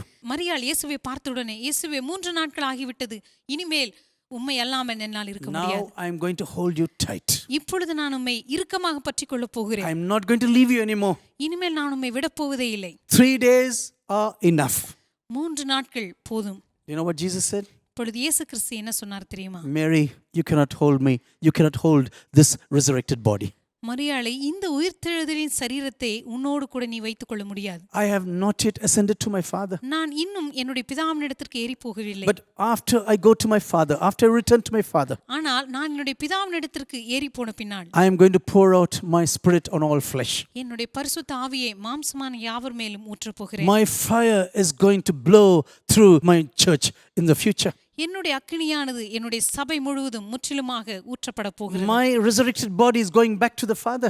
என்னுடைய உயிர்த்தெழுதலின் சரீரமானது மறுபடியும் பிதாவினிடத்திற்கு ஏறி போகிறது. But still my body called the church of Jesus. ஆனால் என்னுடைய சரீரமாகிய சபை, The church which is called the body of Jesus, இயேசுவின் சரீரம் என்று அழைக்கப்படுகிறதான சபை is going to continue the work which I started on this planet. இந்த உலகத்திலே நான் ஆரம்பித்ததான வேலையை தொடர்ந்து செய்து கொண்டே இருக்க And in போகிறது. order to do my ministry, எனவே என்னுடைய ஊழியத்தை தொடர்ந்து செய்ய you முடியாது. need the wind of the Holy Spirit. உனக்கு பரிசுத்தாவியானவரின் காற்று தேவை. You need the fire of the Holy Spirit. பரிசுத்தாவியானவருடைய அக்கினி தேவை. You need the oil of the Holy Spirit. பரிசுத்தாவியானவருடைய எண்ணெய் தேவை. And you need a river that can sanctify you and carry you. உன்னை பரிசுத்தப்படுத்தி உன்னை தூக்கி சுமக்கக்கூடிய பரிசுத்தாவியானவருடைய நதி தேவை. This oil will be poured out upon you. இந்த எண்ணெயானது உன்னுடைய வாழ்க்கையின் மீது ஊற்றப்படும். And this oil will make you run and run and run for Jesus. இந்த எண்ணெயானது இயேசுவுக்காக உன்னை ஓடிக்கொண்டே இருக்க செய்யும். This wind will carry you to the nations of this world. இந்த காற்றானது உலகத்தின் தேசங்களுக்குள்ளாக உன்னை சுமந்து செல்லும். This fire will give you the passion. இந்த அக்கினியானது இயேசுவுக்காக ஒரு பட்சிக்கிறதான வைராக்கியத்தை This fire will give you the passion. இந்த அக்கினியானது இயேசுவுக்காக பட்சிக்கிறதான ஒரு வைராக்கியத்தை You know, sometimes we wonder about people running for Jesus. சில வேளைகளில் இயேசுவுக்காக ஓடுகிறதான ஜனங்களை பார்த்து நாம் ஒருவேளை ஆச்சரியப்படக்கூடும். One doctor lady told me in Bombay. மும்பையிலே ஒரு மருத்துவ பெண்மணி என்னை பார்த்து சொன்னார். Sorry that I should tell you this. தயவு செய்து மன்னித்துக் கொள்ளுங்கள் இந்த காரியத்தை உங்களை பார்த்து சொல்லுகிறபடியினாலே. But you are a real fool. நீங்க உண்மையாகவே ஒரு முட்டாள் என்று நான் சொல்லுகிறேன். Some 20 years ago, I had a conversation with her. 20 வருடங்களுக்கு முன்பாக அந்த மருத்துவ பெண்மணியோடு கூட எனக்கு ஒரு கலந்துரையாடல் காணப்பட்டது. Very nice lady, very nice lady. மிகவும் சிறந்த ஒரு பெண் தான். But in the middle of the conversation, she said, ஆனால் எங்களுடைய பேச்சின் நடுவிலே, "Why did you leave your job? எதற்காக உங்களுடைய வேலையை நீங்கள் விட்டு வந்தீர்கள்? You could have earned so many crores in your life. உங்களுடைய வாழ்க்கையில் எத்தனை கோடிகளை நீங்கள் Why சம்பாதித்திருக்கலாம். did you come back to this ministry? எதற்காக இந்த ஊழியத்தை நீங்கள் You தேர்ந்தெடுத்தீர்கள்? should have come to ministry when you were 80 or 90 years old. உங்களுடைய வாழ்க்கையில 80 அல்லது 90 வயதிலே நீங்கள் ஊழியத்துக்கு வந்திருக்கலாம். Why did you come now?" எதற்காக இப்பொழுது வந்தீர்கள்? You know, sometimes when you see people running about for Jesus, இயேசுவுக்காக ஓடுகிறதான இப்படிப்பட்ட ஜனங்களை சில வேளைகளில் நீங்கள் when they go பார்க்கும் பொழுது, around preaching the gospel, அவர்கள் சென்று இயேசுவின் சுவிசேஷத்தை பிரசங்கிக்கும் when பொழுது, they cater to the needs of the poor and the needy people in this world, இந்த உலகத்திலே காணப்படுகிறதான தேவையுள்ள ஜனங்களுக்காக அவர்கள் கவனிப்புள்ளவர்களாய் இருக்கும் பொழுது, when they are praying for people they never met in their lives, இதுவரைக்கும் தங்களுடைய வாழ்க்கையிலே சந்தித்திராத ஜனங்களுக்காக ஜெபிக்கிறவர்களை நீங்கள் when you பார்க்கும் see பொழுது, such people, they say, "Hey, are you really mad?" அப்படிப்பட்ட ஜனங்களை நீங்க பார்க்கும்போது ஒருவேளை கேட்கலாம், நீங்கள் என்ன பைத்தியமா? The answer is the power of the Holy Spirit. அதற்கு பதில் என்னவென்றால் பரிசுத்த ஆவியானவருடைய The அபிஷேகம் தான். anointing of the Holy Spirit பரிசுத்த ஆவியானவருடைய அபிஷேகம் தான். begins to push you. இந்த அபிஷேகம் தான் உங்களை உந்தி தள்ள ஆரம்பிக்கிறது. You carry the burden for every soul on this planet. இந்த உலகத்தில் இருக்கிறதான எல்லா ஆத்துமாக்களுடைய பாரத்தையும் நீங்கள் சுமக்க ஆரம்பிக்கிறீர்கள். Without the anointing of the Holy Spirit, you will never have a burden for the lost souls of India. இந்த பரிசுத்த ஆவியானவருடைய அபிஷேகம் இல்லாமல் இந்திய தேசத்தில் இருக்கிற எந்த ஆத்துமாவுக்காகவும் நீங்கள் பாரப்பட When மாட்டீர்கள். one single soul comes back to Christ tonight, இந்த மாலை வேளையிலே ஒரு ஆத்துமா இயேசுவை நோக்கி தேடி வந்தால், when one single person is repentant and comes back to the Heavenly Father, ஒரு நபர் மனம் திரும்பி பரலோக பிதாவினிடத்திற்கு திரும்பி வந்தாலும், it's going to be a great joy in heaven. பரலோகத்திலே அவர்களை குறித்து மிகுந்த சந்தோஷம் It's உண்டாயிருக்கும். going to be party time in heaven right now. அப்பொழுது பரலோகத்திலே மிகுந்த சந்தோஷம் உண்டாயிருக்கும், விருந்து உண்டாயிருக்கும். All the angels are going to rejoice right now. அங்க இருக்கிறதான எல்லா தேவதூதர்களும் கொண்டாட ஆரம்பிக்கிறார்கள். All the apostles and pastors and teachers of this world. இந்த உலகத்தில் இருக்கிறதான எல்லா அப்போஸ்தலர்களும் மேய்ப்பர்களும் சுவிசேஷகர்களும் All the evangelists and even the prophets of this world. எல்லா சுவிசேஷர்களும் தீர்க்கதரிசிகளும் Do you know why they are running miles and miles together? ஏன் அவர்கள் எல்லாம் mile கணக்காக Do ஓடிக்கொண்டிருக்கிறார்கள் you know தெரியுமா? why they are running for Jesus?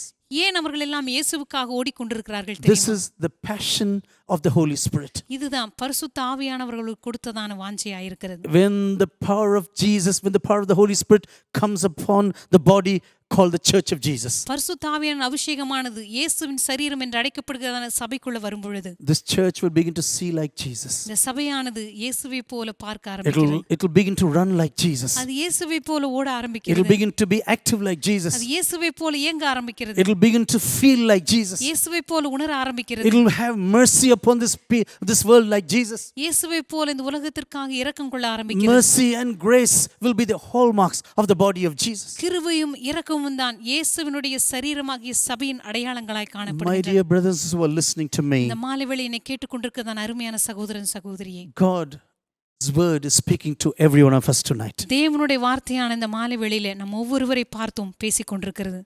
Just a few words about tithing, ஒரு சில வார்த்தைகளே தசமபாகத்தை குறித்து சொல்ல because விரும்புகிறேன். some of the believers have asked me again and again certain questions. ஏனென்றால் ஒரு சில விசுவாசிகள் மறுபடியுமாக இதை குறித்து என்னிடத்திலே கேள்விகளை I கேட்டார்கள். am telling you, this is not to justify any theology.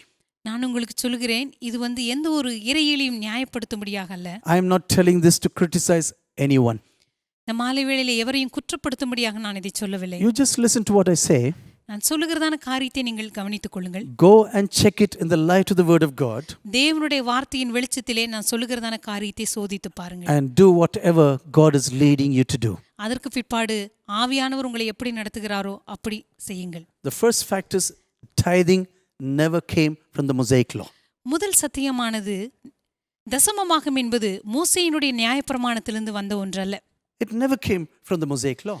இது மோசேயினுடைய நியாயப்பிரமாணத்திலிருந்து வந்த ஒன்றல்ல. Abraham, the father of faith, விசுவாசத்தின் தகப்பனாகிய Abraham, he was walking before God. அவன் தேவனுக்கு முன்பாக நடந்து கொண்டிருந்த ஒரு மனிதன். God says, walk before me and be perfect. தேவன் அவனை பார்த்து சொன்னார், எனக்கு முன்பாக நடந்து கொண்டு உத்தமனாயிரு. This man who was walking before God in perfectness, தேவனுக்கு முன்பாக உத்தமனாய் நடந்து கொண்டிருந்த இந்த Abraham, he started to give tithes in the first beginning. அவன்தான் முதலிலே தேவனுக்காக தசமபாகம் கொடுக்க ஆரம்பித்தான். It was not a demand by God. இது தேவனிடத்திலே கேட்ட ஒரு காரியம் அல்ல. I know personally from experience, என்னுடைய தனிப்பட்ட அனுபவத்திலிருந்து என்னால் சொல்ல முடியும். when a person is really saved, his money purse will also be saved. ரட்சிக்கப்பட்ட ஒரு நபருடைய மணி பர்சும் கண்டிப்பாக ரட்சிக்கப்பட்டிருக்கும் என்று நான் சொல்லுவேன். You know, this cannot happen where a person says, I am saved, but my money purse is never saved. ஒரு சிலர் சொல்லுவார்கள், நான் ரட்சிக்கப்பட்டிருக்கிறேன், ஆனால் என்னுடைய பணப்பை ரட்சிக்கப்படவில்லை. No, this can never happen. ஆனால் இது ஒருபோதும் நடக்க முடியாது. You know, Zacchaeus, he climbed down from the tree. சகையு மரத்திலிருந்து கீழே இறங்கி வந்தான். And Jesus did not say, hey, come here, you cheat. இயேசு கிறிஸ்து அவனை பார்த்து சொல்லவில்லை, சகையுவே, ஏமாற்று பேர்வழி எங்கே வா, Tell me all what you cheated now. நீ என்னென்னலாம் ஏமாற்றி வாங்கினாய் அதை முதலாவது சொல். No, Zacchaeus was all repenting to Jesus. இல்லை, சகையு முதலாவது மனம் திரும்பி எல்லாவற்றையும் தேவனிடத்தில் ஒப்புவிக்க ஆரம்பித்தான். So he said, Lord, from all the money what I've cheated already, ஆண்டவரே, நான் யாரெல்லாம் ஏமாற்றி அநியாயமாய் வாங்கினேனோ I will give this I think 4 folds. He says, I give back every time. அதனை எல்லாவற்றையும் 4 மடங்காக திருப்பி கொடுத்து The விடுகிறேன். second thing what you should know from the word of God, தேவனுடைய வார்த்தையிலிருந்து நீங்க அறிந்து கொள்ள வேண்டிய இரண்டாவது சத்தியம், the law of the Spirit is much more higher than the law of Moses. ஆவியின் பிரமாணமானது மோசேயினுடைய நியாயப்பிரமாணத்தை காட்டிலும் மேன்மையானது. You know, the old law, the Mosaic law will say, மோசேயின் நியாயப்பிரமாணம் இப்படி சொல்லுகிறது, eye for an eye, tooth for a tooth. கண்ணுக்கு கண், பல்லுக்கு பல். But you know what Jesus will tell you? ஆனால் இயேசு கிறிஸ்து உங்களை பார்த்து என்ன சொல்லுவார் தெரியுமா? Love your enemy. உன்னுடைய பகைஞனை நீ நேசி. Not only that you love him, நீ அவளை நேசிப்பது மாத்திரமல்ல, pray for him. அவங்களுக்காக JP. It's a very difficult thing, I tell you. இது மிக மிக கடினமான காரியம், நான் உங்களுக்கு We சொல்றேன். can easily preach about it. இதை பற்றி மிக எளிதாக பிரசங்கித்து விடலாம்.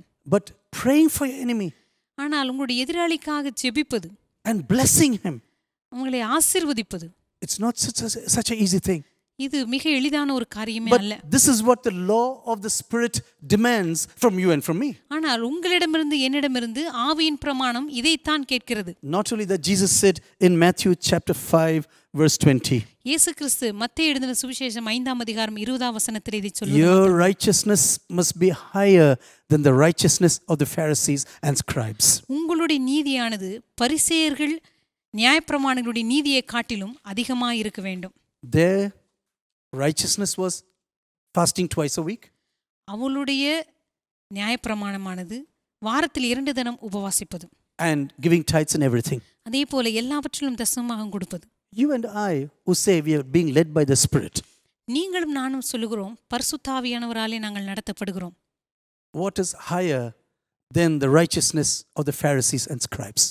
வேதபாரகர் பரிசேயர் அவருடைய நீதியை காட்டிலும் எந்த நீதி அதிகமானது? I'm not going to put a burden upon you, நான் உங்கள் மேல் எந்த பாரத்தை இந்த மாலை வேளை but சுமத்தவில்லை. you go and pray ஆனால் நீங்கள் போய் ஜெபியுங்கள். and do whatever the Holy Spirit reminds you. பரிசுத்த ஆவியானவர் உங்களுக்கு எந்த காரியத்தை நினைவுபடுத்துகிறாரோ அதை செய்யுங்கள். This God who created the heavens and the earth, வானத்தையும் பூமி உண்டாக்கின இந்த தேவன், this God who calls the stars by their names, நட்சத்திரங்களை பேர் சொல்லி அழைக்கிற இந்த தேவன், you know, this for me is, I cannot imagine this. என்னை பொறுத்தவரை இந்த காரியத்தை என்னால் கற்பனை செய்யவே முடியவில்லை. Do you know stars are being created even now? உங்களுக்கு தெரியுமா, இன்றைக்கும் நட்சத்திரங்கள் புதிதாக உருவாகி கொண்டிருக்கின்றன. You know, they're still being created. இன்றைக்கும் அவைகள் சிருஷ்டிக்கப்பட்டு கொண்டே இருக்கின்றன. When you are interested in astronomy, நீங்க ஒருவேளை இந்த வானசாஸ்திரத்தை பார்க்கிறதுல ஆர்வமுள்ள நபராயிருந்தால், you must know stars are being created now, even now. இப்பொழுதும் நட்சத்திரங்கள் சிருஷ்டிக்கப்பட்டு கொண்டே இருக்கின்றன. உங்களுக்கு And this தெரியுமா? God says, I call them by name. இந்த தேவன் சொல்லுகிறார், அந்த நட்சத்திரங்கள் எல்லாம் நான் பேர் சொல்லி அழைக்கிறேன். These billions of stars, இந்த கோடிக்கணக்கான நட்சத்திரங்களை, Lord, you are calling them by name. ஆண்டவர் அவைகளுக்கெல்லாம் நீர் பேர் சொல்லி அழைக்கிறீரா? You are holding everything by a word. ஆண்டவர் உம்முடைய வார்த்தையினால் அவை எல்லாவற்றையும் நீர் தாங்கிக் கொண்டிருக்கிறீரா? I just cannot understand this. இது என்னால் கிரகித்துக் கொள்ளவே முடியவில்லை. All I can do is just worship you. என்னால் செய்ய முடிந்ததெல்லாம் உம்மை பணிந்து ஆராதிப்பது மட்டும்தான். I just want to worship you. நான் உம்மை ஆராதிக்க மாத்திரமே என்னால் முடியும். Worship you for your majesty. ஆண்டவரே, உம்முடைய மாட்சிமைக்காக உம்மை நான் ஆராதிக்கிறேன். Worship you for your greatness. உம்முடைய சிறந்த மகிமை பிரதாபத்துக்காக உம்மை நான் ஆராதிக்கிறேன். Worship you for your omnipotence. உம்முடைய சர்வ வல்லமைக்காக உம்மை நான் ஆராதிக்கிறேன். Worship you that you are there at every place at the same time, everywhere as a spirit. நீர் ஆவியானவராக எல்லா இடங்களிலும் நீர் வியாபித்திருக்கிறபடினால உம்மை நான் ஆராதிக்கிறேன். Worship you because you are all knowledgeable.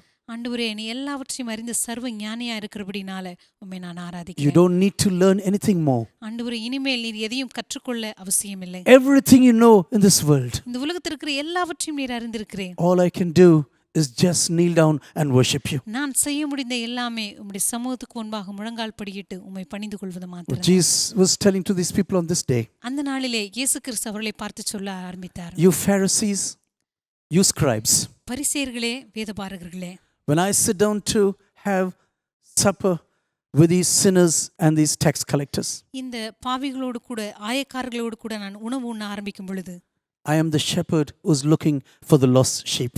காணாமற் போன ஆடுகளை தேடக்கூடிய ஒரு மேய்ப்பனாக நான் அமர்ந்திருக்கிறேன். I am the lady who's sweeping through this world in every dirt to find out the lost coin. இந்த உலகத்திலே காணாமற் போன அந்த வெள்ளி நாணயத்தை தேடும்படியாக இந்த உலகமெங்கும் பெருக்கி அதை கூட்டி அதை கண்டுபிடிக்கிறதான அந்த பெண்ணை போல நான் இருக்கிறேன். I am the father who's patiently waiting for the lost son. இந்த உலகத்திலே இழந்து போன மகனுக்காக காத்து கொண்டிருக்கிற ஒரு அன்பு தகப்பனை போல நான் இருக்கிறேன். I am the father who's waiting to forgive everything and embrace every person in this world. இந்த உலகத்தில் இருக்கிற எல்லா நபரையும் மன்னித்து அவர்களை அணைத்துக் கொள்ளக்கூடிய ஒரு அன்பின் தகப்பனாக நான் காத்து கொண்டிருக்கிறேன். As I speak to these tax collectors and sinners, இந்த ஆயக்காரர்களோடு கூட பாவிகளோடு கூட நான் பேசும் பொழுது a great joy is being initiated in heaven right now. ஒரு பெரிய சந்தோஷமானது பரலோகத்திலே வெடித்து கிளம்புகிறது. There's going to be a great festival right now. இப்பொழுது பரலோகத்திலே மிகப்பெரிய ஒரு விருந்து உண்டாயிருக்கிறது. Maybe you do not understand this matter. ஒருவேளை இந்த காரியத்தை நீங்கள் அறியாதவர்களாய் இருக்கலாம். You know, maybe the Pharisees are scratching their head right now. ஒருவேளை அந்த நாட்களிலே பரிசேயர்கள் தங்களுடைய தலையை சொரிந்து கொண்டிருக்கலாம். Maybe the scribes are scratching their head. ஒருவேளை வேதபாரகர்கள் தங்களுடைய தலையை சொரிந்து Hey, கொண்டிருக்கலாம். what is this fellow telling? இந்த நபர் என்ன சொல்லுகிறார்? This fellow is sitting here.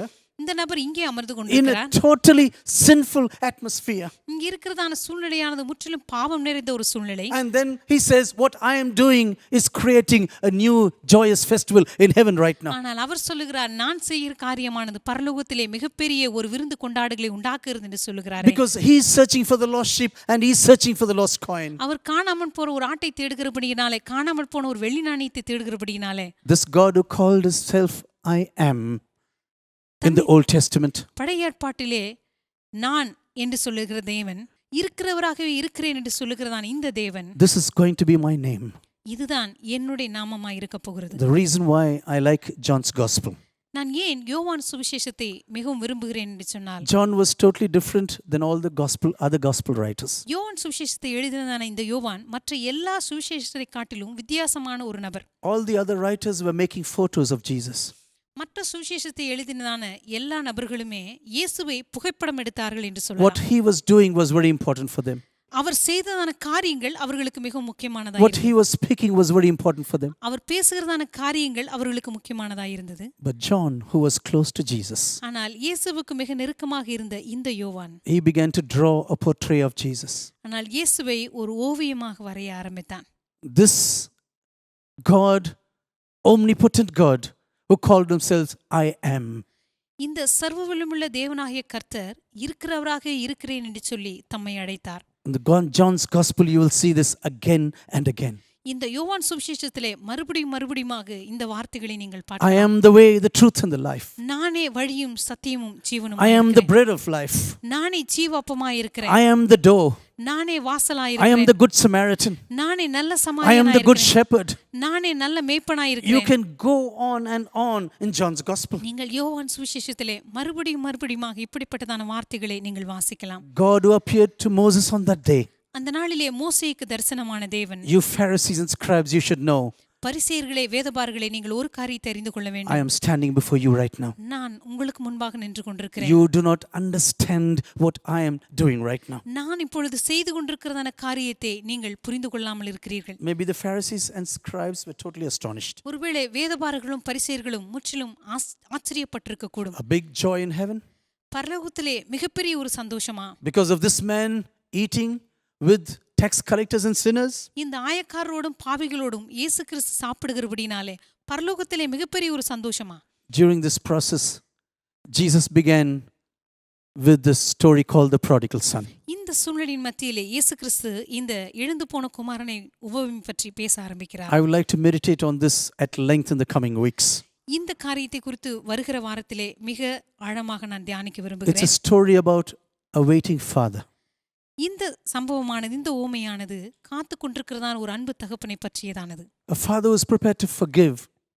மன்னிக்கிறதற்கு ஆயத்தமாய் இருக்கிறதான ஒரு தகப்பன். A father who is prepared to restore everything back into your life. மறுபடியுமாக எல்லாவற்றையும் எடுத்துக்கட்ட ஆயத்தமாய் இருக்கிறதான ஒரு தகப்பன். My dear brothers and sisters who are listening to me, இந்த மாலை வேளையில் என்னை கேட்டுக்கொண்டிருக்கிறதான அருமையான சகோதர சகோதரிகளே, maybe you are sitting in dirt right now. ஒருவேளை இந்த மாலை வேளையிலே ஒரு புழுதியிலே நீங்கள் அமர்ந்து கொண்டிருக்கலாம். Maybe you've gone too far away from God. ஒருவேளை தேவனை விட்டு நீங்கள் வெகு தூரம் சென்றிருக்கலாம். You know, for a Jew, sitting with pigs and eating the pods of pigs is impossible. ஒரு யூதனை பொறுத்த வரைக்கும் பன்றிகளோ அல்லது பன்றிகளோடு இருப்பதோ அதனுடைய உணவை உண்பதோ மிக மிக அருவருப்பான ஒரு காரியம். Maybe you're like the lost coins living somewhere in dirt. ஒருவேளை வீட்டின் ஏதோ புழுதிக்குள்ளாய் கிடக்கிறதான ஒரு வெள்ளி நாணயத்தை போல நீங்கள் தொலைந்து Maybe போயிருக்கலாம். you are the sheep who has gone away from God. ஒருவேளை தேவ சமூகத்தை விட்டு ஓடிப்போன ஒரு ஆட்டை போல நீங்க இருக்கலாம். But today, God is coming to you. ஆனால் இன்றைக்கு தேவன் உங்களிடத்தில் வருகிறார். Not only to embrace you, அவர் உங்களை அணைத்துக் கொள்வது மாத்திரமல்ல, but not only to forgive you, அவர் உங்களை மன்னிப்பது மாத்திரமல்ல, to give you a new life and destiny. உங்களுடைய வாழ்க்கையில ஒரு புதிய வாழ்க்கையும் ஒரு புதிய நோக்கத்தையும் கொடுக்க To விரும்புகிறார். restore everything that you have lost in your personal life. உங்களுடைய தனிப்பட்ட வாழ்க்கையில நீங்க இழந்து போன எல்லாவற்றையும் மறுபடியும் கட்டி எழுப்ப அவர் விரும்புகிறார். Sin means losing and going away from the track of God. பாவம் என்று சொன்னால் உங்களுடைய வாழ்க்கையில இழந்து போய் தேவனுடைய வழிகளை விட்டு புறம்பே ஓடி போவது. Missing the goal of God is called sin in the word of God. உங்களுடைய வாழ்க்கையில தேவன் கொடுத்திருக்கிற அந்த லக்கை இழந்து போவதுதான் வேதம் பாவம் என்று அழைக்கிறது. But God says, come back to me now. ஆனால் தேவன் சொல்லுகிறார், மறுபடியும் என்னிடத்திற்கு I திரும்பி. have a purpose and a destiny for you. உனக்காக ஒரு திட்டத்தையும் நோக்கத்தையும் நான் வைத்திருக்கிறேன். And if you want to come back to God tonight, இந்த மாலை வேளையில மறுபடியும் நீங்கள் இயேசுவினிடத்தில் வர வேண்டும் என்று maybe you are like the prodigal son who ran away from God. ஒருவேளை தேவ சமூகத்தை விட்டு ஓடிப்போன இளைய குமாரனை போல நீங்க இருக்கலாம். Maybe you are like the sheep that ran away from the shepherd.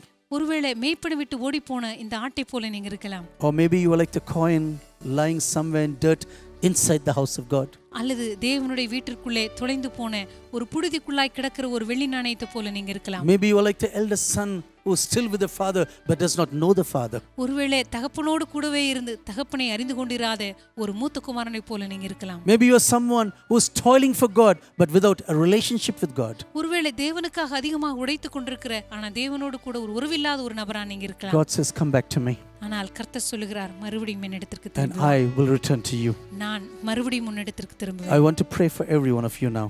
உங்கள் ஒவ்வொருவருக்காக நான் ஜெபிக்க விரும்புகிறேன். If you really want to pray along with me, நீங்கள் என்னோடு கூட உண்மையிலேயே ஜெபிக்க விரும்பினால் you can go down on your knees before Jesus. நீங்கள் இயேசுவுக்கு முன்பாக முழங்கால் படியிட்டு, Maybe no one is looking at you. இப்பொழுது யாரும் உங்களை பார்த்து கொண்டிருக்கவில்லை. Maybe you can say, Lord, I come back to you. ஆண்டவரே, நான் உம்மிடத்திற்கு திரும்பி வருகிறேன். I want to lay down my life before you. ஆண்டவர், உமக்கு முன்பாக என்னுடைய வாழ்க்கையை நான் ஒப்புக் கொடுக்க விரும்புகிறேன் என்று சொல்லுங்கள். Lord, I want you to restore my life once again. ஆண்டவர், என்னுடைய வாழ்க்கையை மறுபடியும் ஒரு விசையாய் கூட நீர் கட்டி எழுப்பும்படியாய் நான் விரும்புகிறேன். I need forgiveness for my sins. ஆண்டவர், என்னுடைய பாவங்களுக்கான ஒரு மன்னிப்பு எனக்கு தேவை. All the dirt of my life should be washed away from me. ஆண்டவர், என்னுடைய வாழ்க்கையினுடைய எல்லா அழுக்குகளும் என்னை விட்டு கழுவப்பட வேண்டும். Lord, I want total restoration tonight. ஆண்டவரே, இந்த மாலை வேளையிலே மறுபடியுமாக என்னை நீ புதுப்பித்து எழுப்பி கட்டுவீராக. Lord, have mercy upon me. ஆண்டவரே, என்னுடைய வாழ்க்கை மீது நீர் கிருபையாய் இருப்பீராக. Lord, have mercy upon me. ஆண்டவரே, என்னுடைய வாழ்க்கையின் மீது நீ இரக்கமாய் இருப்பீராக. Let your grace be poured out on me tonight. ஆண்டவரே, உம்முடைய கிருபையானது என் வாழ்க்கையின் மேலே ஊற்றப்படும்படியா நான் ஜெபிக்கிறேன். Before we come to a close tonight, இந்த மாலை வேளை நான் முடிப்பதற்கு முன்பதாக, Lord, I thank you for this wonderful opportunity. ஆண்டவரே, இந்த அற்புதமான வாய்ப்புக்காக உமக்கு நான் நன்றி Lord, I செலுத்துகிறேன். thank you that you are intruding into our sinful lives one day. ஆண்டவரே, ஒரு நாள் எங்களுடைய பாவமான வாழ்க்கைக்குள்ளாக நீர் ஊடுருவினபடியினால உமக்கு நன்றி செலுத்துகிறேன். Lord, I pray, let your kingdom come and let your will be done in our lives. ஆண்டவரே, எங்களுடைய வாழ்க்கையிலும் தேவனுடைய ராஜ்யமானது வருவதாக, உம்முடைய சித்தமானது செய்யப்படுவதாக. I pray for every individual, every family who's listening to this word. இந்த மாலை வேளையிலே தேவனுடைய வார்த்தை கேட்டுக்கொண்டிருக்கிறதான ஒவ்வொரு குடும்பங்களுக்காக, ஒவ்வொரு தனிப்பட்ட நபர்களுக்காக நான் ஜெபிக்கிறேன். Lord, in whichever place they are, in whichever country they are. ஆண்டவரே, அவர்கள் இந்த மாலை வேளையிலே எந்த நாட்டிலே இருந்தாலும், எந்த இடத்திலிருந்து எங்களை கேட்டுக்கொண்டிருந்தாலும், Lord, I pray, let your blessings come upon them in a mighty way. ஆண்டவருடைய வாழ்க்கையிலே உம்முடைய வல்லமையான ஆசீர்வாதங்கள் கடந்து வரும்படியா நான் ஜெபிக்கிறேன். Lord, I pray that you turn the lives upside down ஆண்டவருடைய வாழ்க்கைகளை நீ தலைகீழாக மாற்றும்படியா நான் ஜெபிக்கிறேன். to be a blessing to the nations of this world. இந்த உலகத்தின் தேசங்களுக்கு அவர்கள் ஆசீர்வாதமாக மாறும்படியாக. பிதாவாகிய தேவனுடைய அன்பும் இயேசு கிறிஸ்துவுடைய கிருபையும் பரிசுத்த ஆவியானவருடைய அனுக்கிரகமும் அவருடைய ஐக்கியமும் இன்றைக்கு நாளைக்கு நாம் திரும்பி ஒருவரை சந்திக்கும் வரை நம் அனைவருடன் இருக்க கடவுதாக. ஆமென். ஆமென். God bless you. கர்த்தர் உங்களை ஆசீர்வதிப்பாராக. I pray that God's word touches you in a deep manner tonight. இந்த மாலை வேளையிலே தேவனுடைய வார்த்தை உங்களை ஆழமாக தொட்டிருக்கிறது என்று சொல்லி நான் விசுவாசிக்கிறேன். Be blessed and be a blessing to the nations of the world. ஆசீர்வாதமாய் இருங்கள். உலகத்தின் தேசங்களுக்கு நீங்கள் ஆசீர்வதிக்கப்பட்டவர்களாய் Goodbye. இருங்கள். God bless you. கர்த்தர் உங்களை ஆசீர்வதிப்பாராக.